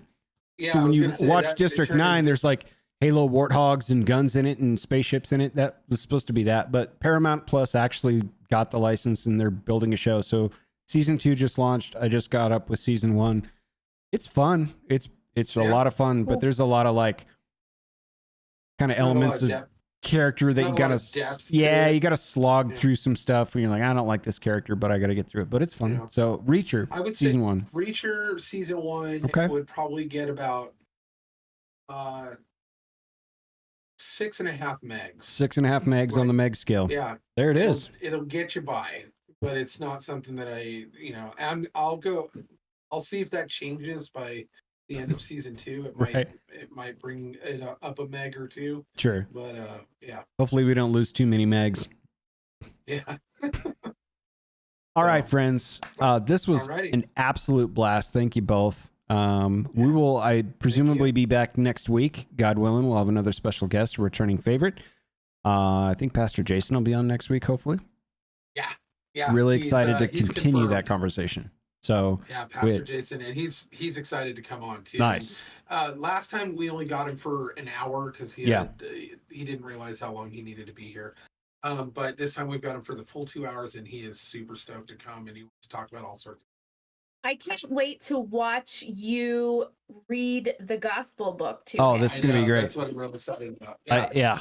And if you guys in the comments section, if you guys have any topics you want us to ask Jason, who is a very experienced theologian, and really has a real strong understanding of things within the Christian spectrum and on the outside of it as well. Like last time we talked to him about AI, right? About aliens. We talked to he's got a good perspective on a lot of things. If there's something you want us to talk to Pastor Jason about, let us know in the comments, and we'll drop a comment, or you can write us an email, modernrelicspodcast@gmail.com, and we will curate the best of your questions for Pastor Jason next week. Aaron, thank you for gracing us with your time, and I certainly hope you come back. This has been really good. Happy Valentine's Day to both of you. Really, thank you. There it is. Bam! Up toss violation. We just got pulled. Gratuitous ratio. No, I appreciate you both very much. Love you dearly. We will be back next week, and we'll see you then. Excellent.